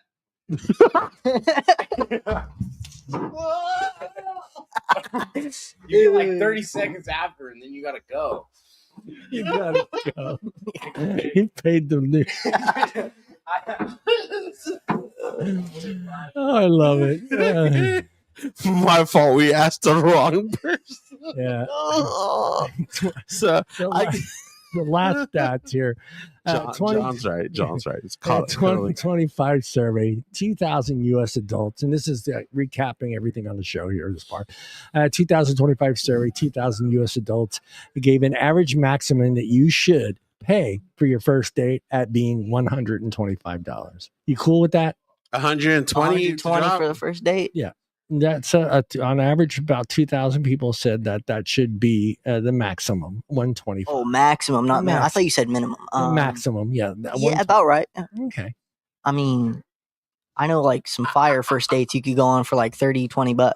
Yeah. But then again, it's also just in general probably spend a bit more. You gotta school me on that one, dude. 20-30 bucks. Yo, 240s, an eighth, and like 240 some and eighth. fucking Where are you? Oh, some all right. food. All right, Yeah. some food you figure out with the rest of the money. Because even what I was saying, like the cheapest date I can think of is like a picnic somewhere, and that's gonna cost more than $30. That's the millennial picnic right there, or not? That's the Gen Z picnic right there. The Gen Z pick. Hey yo, I got a couple of buzz balls and this bleezy. You down? Let's meet up at midnight at Donley Park. Yeah, I'm kind of, the 49% of men say, so 49% of men say they were comfortable having sex on a third date, where 18% of the women said they weren't not comfortable. So, wait, what? Bro, you can't be throwing these facts. That has been like the so let's get this right. Since the dawn of time. Let's get this right mathematically. Yeah. On the third date, how many women say it's okay to 18%. 18% say they're cool with having sex on a third date. What's the percentage on the fourth 49 date? say men. Yeah. Almost 50% of men are like, so third date we fucking. Yeah, but that's like been the thing for a long time. It's like, the third date we're having, that used to be the thing. So I don't think that's the thing anymore, because I think about like waiting till times marriage. Have changed. Things have changed. Physical attraction, 61% of men say making out on the first date is acceptable. Cuddling was also seen as positive. Yeah, I mean, I'm getting these new facts. Like cuddling could be like in the movie theater. Yeah, surveys show men. Wait, hold on. I'm sorry, John. How do you cuddle in a movie theater? There's a big ass arm in between you. You got to go to the expensive ones, bro. Yeah, you got to go to one with the reclining couch. A movie ticket's already like the $25. Yeah. I want that one. I want the love seat. Don't they have love seats there at the movie theater now? Survey shows men often expect or feel expected to pay in the U.S. The average maximum men say they would pay on a first date is $125 to $150. That's a Newsweek 2025. So guys are saying that's okay with them. $150. Yeah, between $125 and $150. That's scary, right? Yeah, no, that's about right. You got to think about it. Like you brought it up. If you have 2 drinks alone a piece, that's $40. Yeah. Yeah, so you haven't even eaten food yet, and you're 40 into it. Yeah, if you order a bottle of wine, that's $40. And then the tip on top of that. On a tip, yeah. Shit, man, it's scary. Yeah, following up interest, around 50% of first dates lead to second dates, but men are statistically more likely to want a second date than women. We know why. Why, John? Let me know. I don't know why, because I haven't been on a date for 25 years. You married the one, so you know exactly. So you're saying women are out there getting like free meals and just dipping, or what? Yeah. Okay. Just wanted to make sure. Here we go. You want another shot or what? The difference by age and culture. You ready, guys? Here we're finishing up the show here with stats. We're going to hit you with stats, guys. Younger men, college age, early 20s, often report stronger sexual intentions on the first date. That's obvious, dude. Fuck. You're in your 20s? Fuck yeah. Older men in their 30s and up tend to be a little bit more compatible with family goals and long-term potential. So you said how much? 30? 30. That makes sense. Most guys in their 30s are somewhat established, and they want certain things. Now they're not just trying to have a one-night stand. They're actually looking for someone they want to spend the rest of their life with. So they're more compatible with wanting to have those values, and whether they're family goals or long-term potentials. Cultural norms, traditional versus modern dating cultures heavily shape whether men approach first dates as serious commitments or casual encounters. That's true. Key dating terms. Loud looking is what? Do you guys know what loud looking is? No. Our fucking Gen Zer, who we discussed all about this, isn't here right now. You don't know these terms. Dog, I haven't been on a date in fucking a dater being out front about their intentions. This is someone that is going to say, "Hey, let's go on a date, but this is what I want. This is what I'm looking for." So from the get go, they're like, "Okay, I'm not looking for a relationship. Right. I just want a date." Yep. Smash. That's it. That's right. The nano ship. Does anyone know what the nano ship? A small, meaningful interaction like a shared look or a quick message are gaining importance. That used to be why is that guy staring at me from the other end of the bar? Now that is cool. That is considered the nano ship. We just had a relationship, Hunter. from across the bar. Bro, my generation is putting too much fucking labels on things, bro. Yeah, Just need to chill out. Yeah. Like I nano don't- ship. I'm sorry. If I look at you across the bar, we didn't have sex. Yeah. that's nothing. I accidentally looked you in the eyes. Yeah. Like fucking You could have been looking at the chick behind her. Skull. that too. Yeah. Salute. I love you guys, bro. You guys are Prost. awesome. All right. You guys are killing me. Kill me, salute.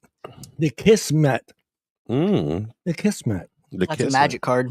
That is a it? magic card. It's an old ass magic card. Yeah. It's kind of like a there's meet cute. Yeah, No, it's a card that's It banned. is, dude. yeah. There's a renewed interest in building a real, spontaneous connection that feels meant to be. That is the, so if you hear a Gen Zer say, we kiss Matt, That's good. we kiss Matt. I just don't get these, man. Yeah, Kismet's crazy. AI dating, artificial intelligence being used as don't fall down, bud. Andre will have to give you the 1 finger procedure. No, I like 2 fingers. Get more rigidity. in that. Yeah. He's the 2 fingers. Two fingers. All right, let's get into the last part. Be direct. Don't be afraid to state your intentions and preferences clearly in your profile and conversations. I definitely feel like that's a Gen Z thing, bro. They're honest as fuck. But don't you think this is a whole generational I thing think my that everybody generation's should trying to be be doing? too this? honest, but they're not in reality. Yeah. They're all a You- bunch of liars, bro. Really? I mean, Oh, fuck obviously, yeah. I don't know, but like, I feel like we definitely lied to my generation. Dude, Yeah, my yeah, generation yeah, is the thing yeah. of like still of like yours. We're still all lying, but then I feel like my generation is trying to play face of, oh no, but we're doing better. We're not. Oh lying. yeah, I We're see what you're saying. Yeah, exactly. Okay, It's tell like- me what he's saying, John, because I'm lost. They're pretending that life is better for them is what they're trying to sell that. Yeah. No, I'm saying like like you were saying. Okay, your generation, a bunch of liars. Yeah, My generation, I'm saying, is a bunch of liars. But then on social media and to save face, they're all saying, oh no, but we want to state our intentions from the beginning. We're going to be more honest. Oh yeah. They're trying to fake being honest. Well, that's yeah. Oh, Well, okay, it's I get it easier. now. It's easier to be the keyboard warrior behind the Exactly. behind the screen. Oh, It's easier to state even that. something online than to actually Not hold by really. it in person. Not really live by Yeah, that. I get you. Okay, I see what you're saying. I now. think it applies to all generations. I think just being upfront and honest, and when you're getting into, especially if you feel like that's someone that you really want to move forward with, and I Yeah. think starting a relationship on a lie and false statements and bullshit and jobs and all this other stuff, it's just going to come back to haunt you. Well, When yeah. she realizes that Like- you work at Taco Bell If and you're on the first date and you're like, Yeah, oh yeah, I live in the bro. hills, I Yeah, got a yeah. fucking Lamborghini, yeah, and then Definitely. you show up in a Ford Taurus, it's be like, be yourself, be open about your real interest and preferences rather than pretending to be someone you're not. Right, that's hella scary though, right? Like, to be honest, it's hella scary. Being honest means being open, so if you got to open yourself up, and if you don't open yourself up, you're planning disaster. I mean, because it's going to come back and haunt you. It's that old term about the snowball effect, What's the snowfall? It- Snowball effect. you start It's where- rolling a little bit of yeah, snow down the hill. Eventually, it's going to become a massive snowball. yeah. It just Really, gets I've never bigger and even bigger. heard that, bro. Like, because that's honestly to me, that's hella scary to think about. Well, like, Yeah. have you seen in animation or in videos or movies or shit, like a snowball going down a hill? It gets bigger and Yeah. bigger and bigger and bigger. Yeah, that's Like Oh, dude, I gotta give him one. that's a good one. Yeah. Ain't you a secret? I was watching. It was funny. I was watching Theo the other day, Yeah. and he had what's his name here? The Asian guy. What's his name? Bobby Lee. Yeah, Bobby Lee on, and Bobby Lee goes, "Okay, you're gonna be my dad," Yeah. Huh? and he Bobby. and he goes, "Bobby," and he just starts. "What, you're Asian?" And Theo's like, "Dude, you're Asian, dude." You told me to be your dad. You're your dad. And he's like, "Hey, Bobby." Bobby. Oh, those Theo guys. makes me Those laugh, guys are- dude. Theo Theo makes Vaughn, dude, there's a great one. I don't know if you guys. I know I watch him. I don't know if you guys watch him too. Yeah. But This this past dude weekend. calls in, and they always joke on that show, like the call-ins, and the guy's like, "Dude, I need to know, am I gay because I sleep in bed without a shirt and my underwear?" And Theo goes, "You're gay if you're sleeping with another guy. It's cool if you don't have your shirt." Dude, I And Theo's face as the guy's telling, am I gay because I sleep love without seeing a the shirt and clips with underwear on Theo. in bed? Theo's like, I like watching the clips of Theo, but if I had to put like an actual podcast that I do watch, because I don't watch it religiously, but I do like the Church of What's Happening Now by Joe Rogan, or not Joe Rogan, Joey Diaz. Sorry, Joey Diaz. Joe Little Diaz mess is the right man, bro. Dude, Uncle Joey. I Uncle wish, Joey. I want to be wish like I that could. guy. He's one in my day. dream blunt rotation. Is your Yo. blood. Like Facts. That's it for us. But we're gonna end the show the way we always. Now we're gonna end the show the way I used to end the BS show. So I'm gonna head on over to Hunter. all right. Hunter, they did, because we have to save our ancient Chinese secret for last.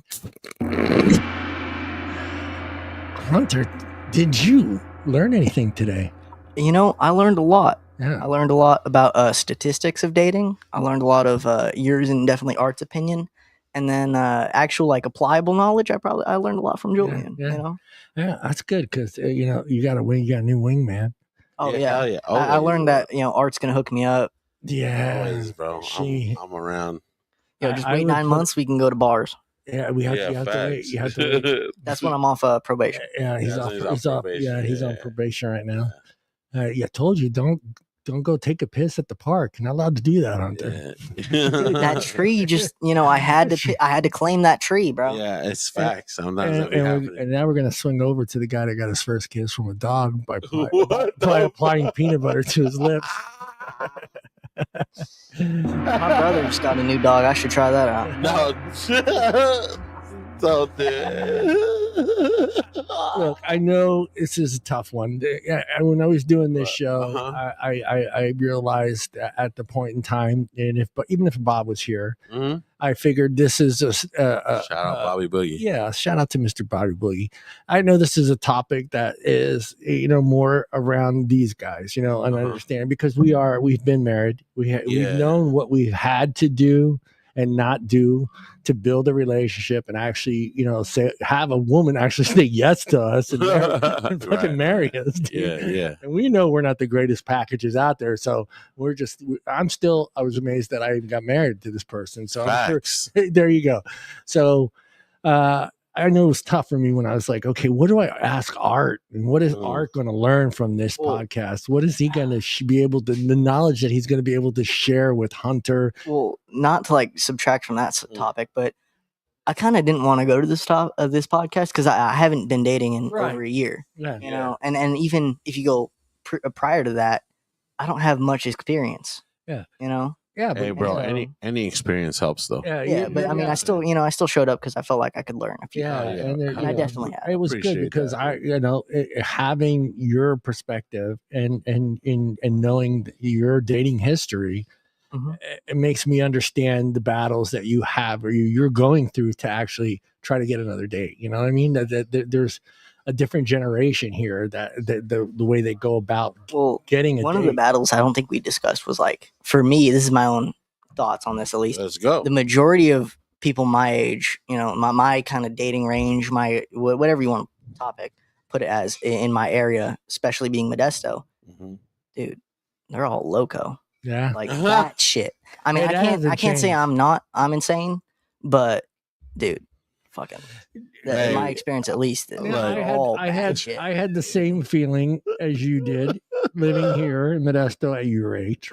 The only difference was, as I realized that at that point now, and I'll give you a bit of advice, is start to look around the people that you're hanging out with. If you want to get yourself out of that craziness when it comes to dating, you need to work yourself outside of your circle because you hang around is the company. You're staying within your circle, and those are the individuals that you're basing your dating relationships on and what women are supposed to be like.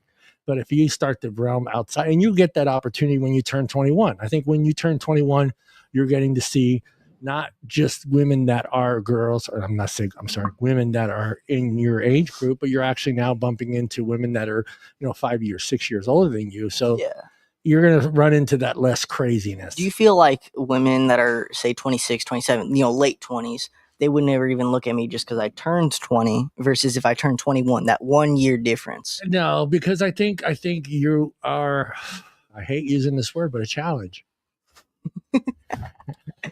Yo, Date the local ones, bro. They're No, fine. don't do that. No, they cause some drama that never John, goes away, bro. The stronger you get, bro, it's kind of like fighting the You do better need one. to have. You know what I You mean? do need that. You gotta have the crazy one. You gotta have that You experience. have to bro. have that crazy one, but you Yeah. also have to Dude, know I had when. that crazy three. Yeah, you have to know when to walk The away. fucking three musketeers, Yeah, 1, yeah. 2, and 3, right off the bat. You have to be mindful and understand when it's time to relinquish that relationship and move forward. And learn from that mistake. That's the thing. I think each time you date someone, in your dating relationship in your lifetime, hopefully that you're learning something from each one of those dates. Right, or else it's just each one of those relationships. You know? Yeah. I've definitely grown and learned a lot from those. Yeah, it's just scary out there sometimes. And then you find Mrs. Right. And then you find Mrs. Right. And then you have to take all that past experiences that you've been. What I gotta do is go to a party, or how did you and like Mrs. Prime reconnect? Oh, we went to school together, and then we ended up working at the same place together. Yeah, because like when I heard you talk about how you kind of reconnected with Mrs. Prime, it reminded me of how my parents met, which was they grew up in the same town. They met in high school, but they weren't friends. They didn't know each other all that well, but they had mutual friends, and so they'd see each other. Yeah. And then after high school, they met in a blunt rotation at a party. And that's how they hit it off. Yeah, they weren't good friends. You never for the know. Time, That's the thing. I've known people. That's what I said earlier, bro. You never know. You might have met the person you were already meant to be don't with. Don't say that. That's no. But I'm saying, what I'm saying though is like you might reconnect later on. Yeah. That person you met might have been like someone you didn't look at. Like I don't even want to date this person. And then later on in life, you reconnect and you meet up over some whatever and have a couple moments together and you go, oh shit, like you start seeing that. I'm never really like the kind of person who believes in that, that spark. That I'm never really that person. I like you gotta really take some time to get that spark. But because to me that spark is just physical. If you see someone who spark is lust. To me. Exactly. Spark is lust. But when you get that quote unquote spark after you meet someone and you go like, oh wow, you know what, we really connect in this level. I believe in that one. Let's bang.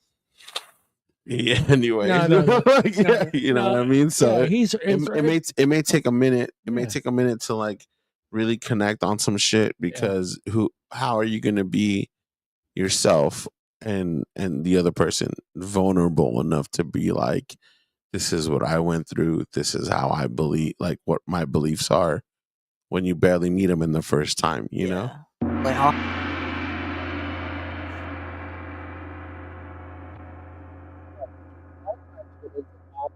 you do meet that person that you met like 20 years ago, 10 years ago, but things have changed. You have gotten more mature. You things have changed in your life. You're more stable. You're more respectful. There's a lot of things that happen now that make that relationship work. So there's a possibility that someday you might end up bumping into that first girlfriend. Yeah. And it didn't work at that time because maybe you weren't mature enough. You guys didn't understand what it meant to be in a relationship. Dude, if I run in I'm not saying that's going to happen, but it's a possibility that, someone that from your past may come into your life that at that point back in the past you weren't ready for, but now you are, One thing that I just not realized was you didn't really go over this in the topic, but for my generation specifically, Gen Z, let's go. I've at least noticed when it comes to that first date, that first kind of interaction, getting to know them. Art's playing with my cool. No, it's good. You get to know them, and then what happens? It is like my generation. I feel like they're a lot more open, or not even open, but just a lot more blatantly honest about mental illness. Like on the first date, a lot of people will be like, "Oh yeah, well these are my struggles, these are my problems. I got to take my pills." I think, you know what I mean. That's kind of I'm kind of cool about that.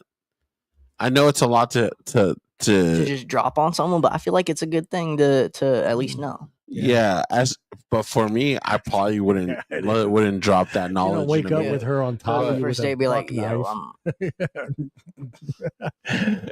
the fuck is this?" Yeah, I'm just saying, dude, there's that possibility. That's one thing I want to shout out. Absolutely, shout out from Art. What are we shouting? You're shouting like, something else, so I'm getting ready yeah, for the like no, bro, like their generation, the younger ones. We've talked about this a lot. You guys are more open to talking about your vulnerability and your emotions, and I think I salute you guys. That's Screw awesome. that shit. See what I'm saying? They need to fucking.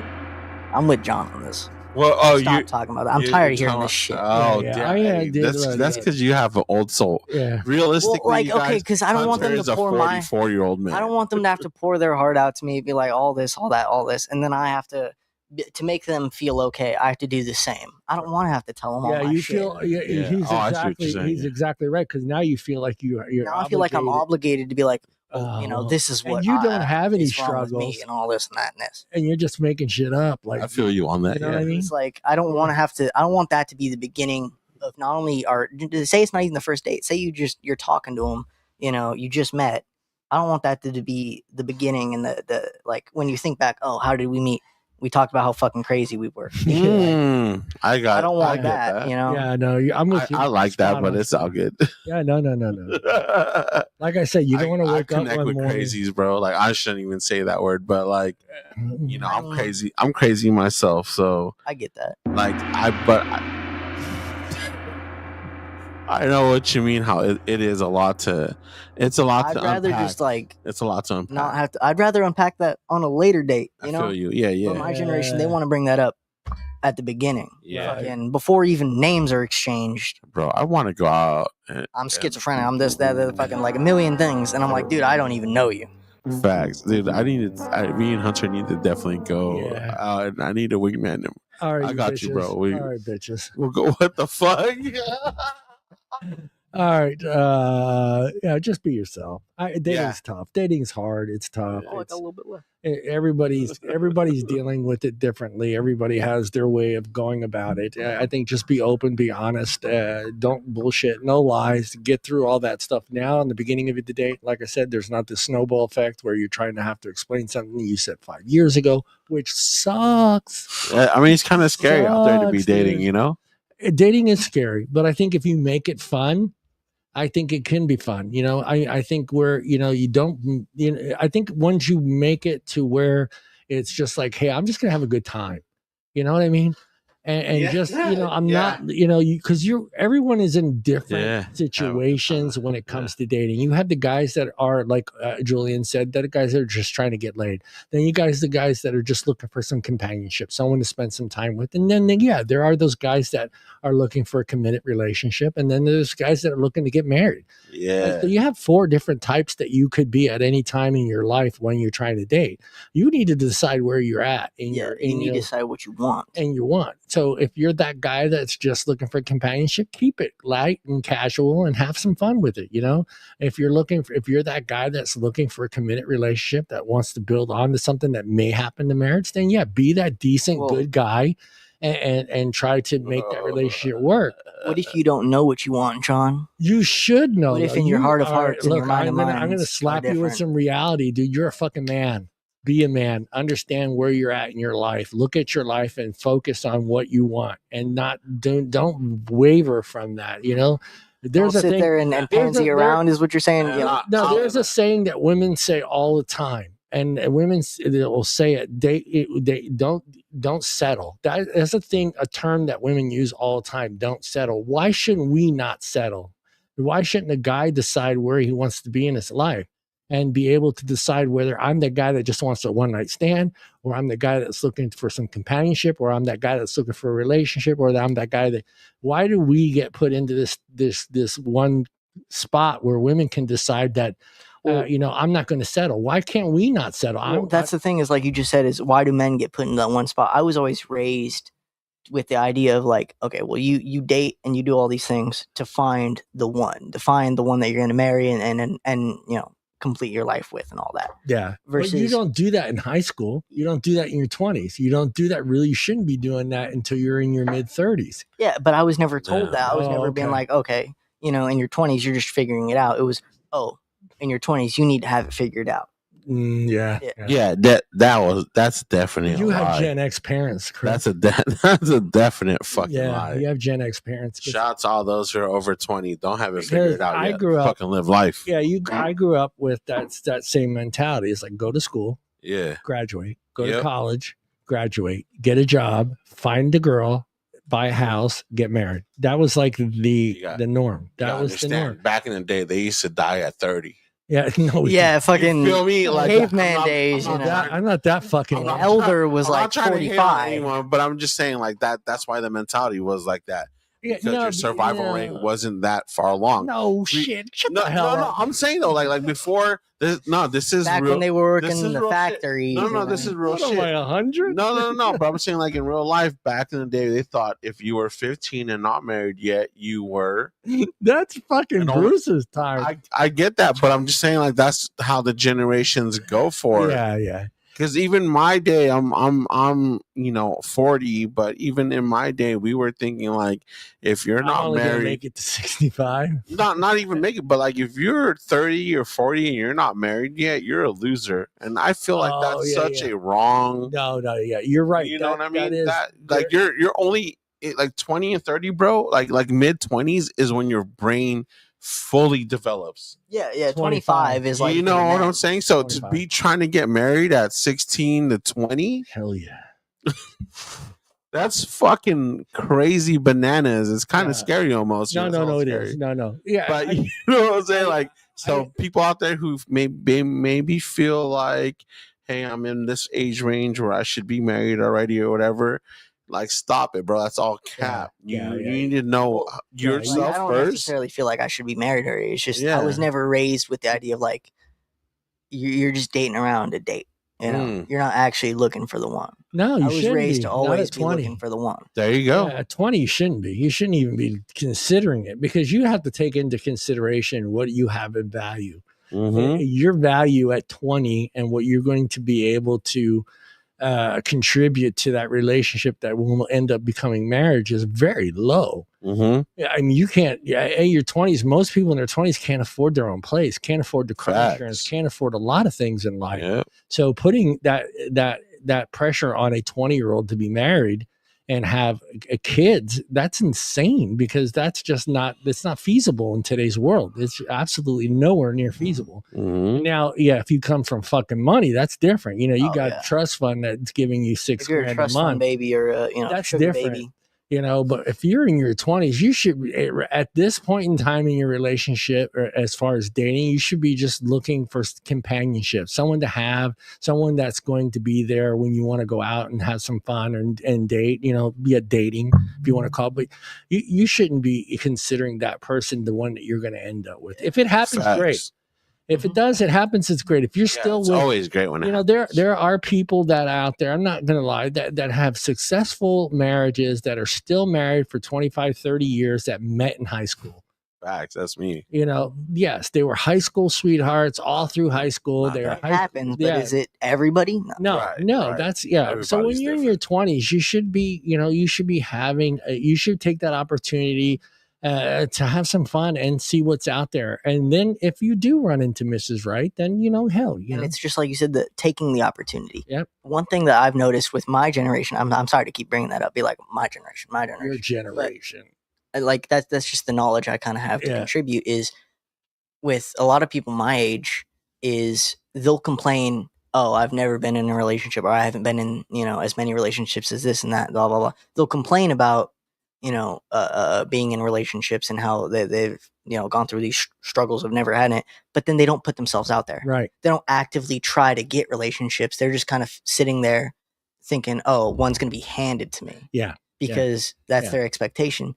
I feel like a lot of my generation doesn't realize you actually have to put yourself out there to then get the response. Again, it's hard for your generation because we talked about the stats with your generation. It's just they're more comfortable behind the keyboard than they are in that interaction face to face. They feel uncomfortable because they haven't been able to deal with that situation. 2020 ruined my generation. Yeah, facts. Because now everyone's more comfortable talking behind a keyboard, face to face, because there isn't that face you have to look at. There isn't that person that what you just said. But do you feel before we end the show? But do you feel like with your generation and having that keyboard experience back and forth, do you feel that does it help when you first meet that person in conversation? Do you still feel that there's an awkwardness there that's there? I feel like because they're so much more comfortable on the keyboard and kind of talking to people on the keyboard, that first in person topic and conversation is a struggle and uncomfortable for them. And that's one thing is like why I've tried to be less online and use my computer a lot less now is I don't want to be like my generation. I don't want to be fucking chronically online saying 6-7 every day. 6-7. Hey, Bertha, doing nothing. I want to actually be out there doing shit. I tell you what tree to climb, but we can't. The show would get canceled. The only thing that sucks is like you have to meet like-minded individuals as yourself, and that's kind of hard to do with your generation. Well, you don't want someone that's exactly like you. Yeah, because then I but what I mean for his gen, like he's not going to be meeting up with. Shouldn't say never, but like. One thing I've noticed is like I fucking hate social media. Yeah, bro. I hate all that. He's a different breed, Hunter, bro. Hunter. And so trying to relate that to most of my generation when they're fucking on Snapchat, Instagram, fucking everything under the sun that I don't even know anymore. Yeah. And they want to know which one you're on. And the thing is like a lot of my generation doesn't even message on SMS on like iPhone, the actual app. Or fucking whatever, Instagram, Snapchat. It's on Instagram. Oh, well, I only use Discord to message. I only use Instagram. Exactly. I'm like, fucking, it's built into your phone. You need to get it's called using a phone for using a phone. You got to get a college degree in technology just to chat. I met people like you when I was younger. Like you. You know what it was? I'm a hipster. No. Like John will back me up on this. Yeah. You're definitely a guy who will like be more into older women. What the single, ready to mingle. Well, nothing over 2 kids. No, you're great point because that's no. It's a great point because again, like we said, you're in your 20s. Have fun. Yeah, have fun, man, dude. Have fun. Get out there, explore. Like I'm looking at it right now. It's like the 20-year-olds that you're gonna meet up with, you're probably not gonna vibe with. Right. So meet up with the 30, 40-year-old. So Art, where would you say, other than like Barnes and Noble, where should I meet up with the crocodiles? Like, he's got to wait a couple months. Yeah, we go. We get you. We'll get you there, bro. Like right now, like seriously. I mean, and look, I'm not being a chauvinist or chauvinist pig here, but you don't know if you're into Asian, Black women, Mexicans. You have no idea yet. I know I'm into bigger women. Yeah, but that's what I'm saying. You don't know. You have no idea. You might run into that one. Like I have a kind of idea, but not like a firm grasp. Yeah, you're gonna run into that one that wants to massage your feet and just have a good. Yeah, I'm not gonna. We gotta go before the show gets canceled. But yeah, that's.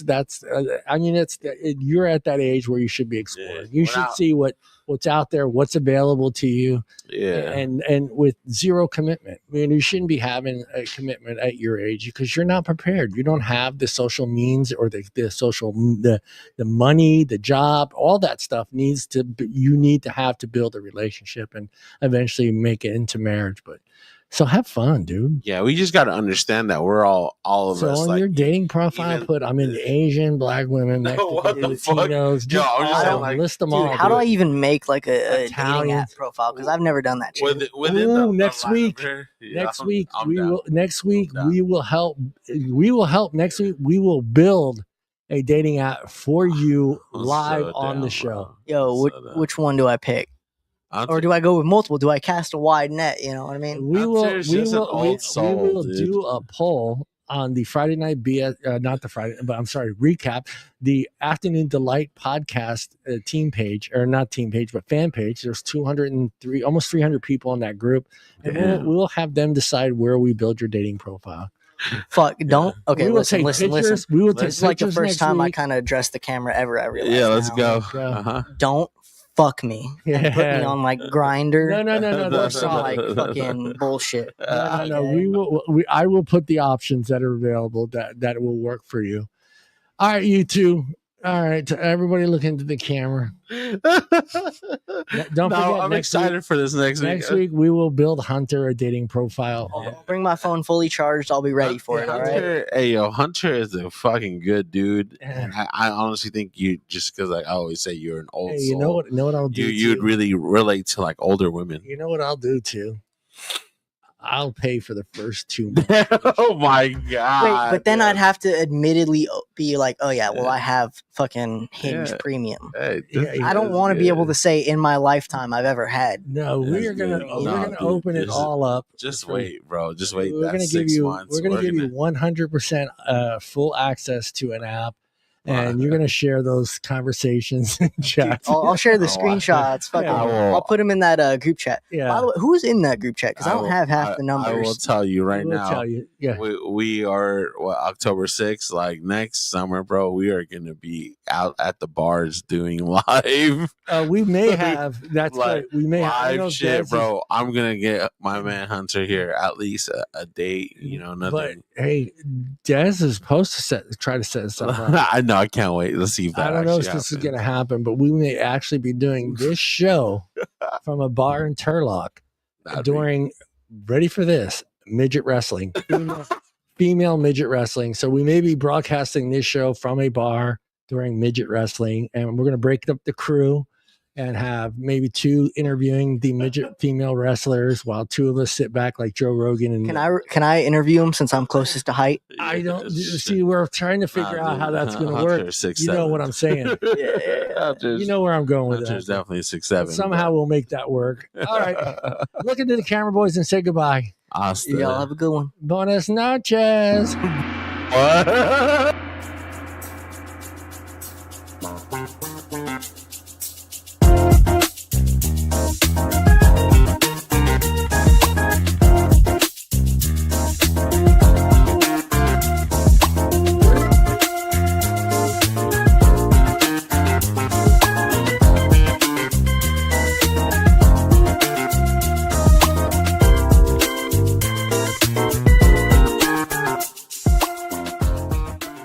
Big shout out to all the hot moms out there from the boys here at the Afternoon Delight podcast. We see you, ladies.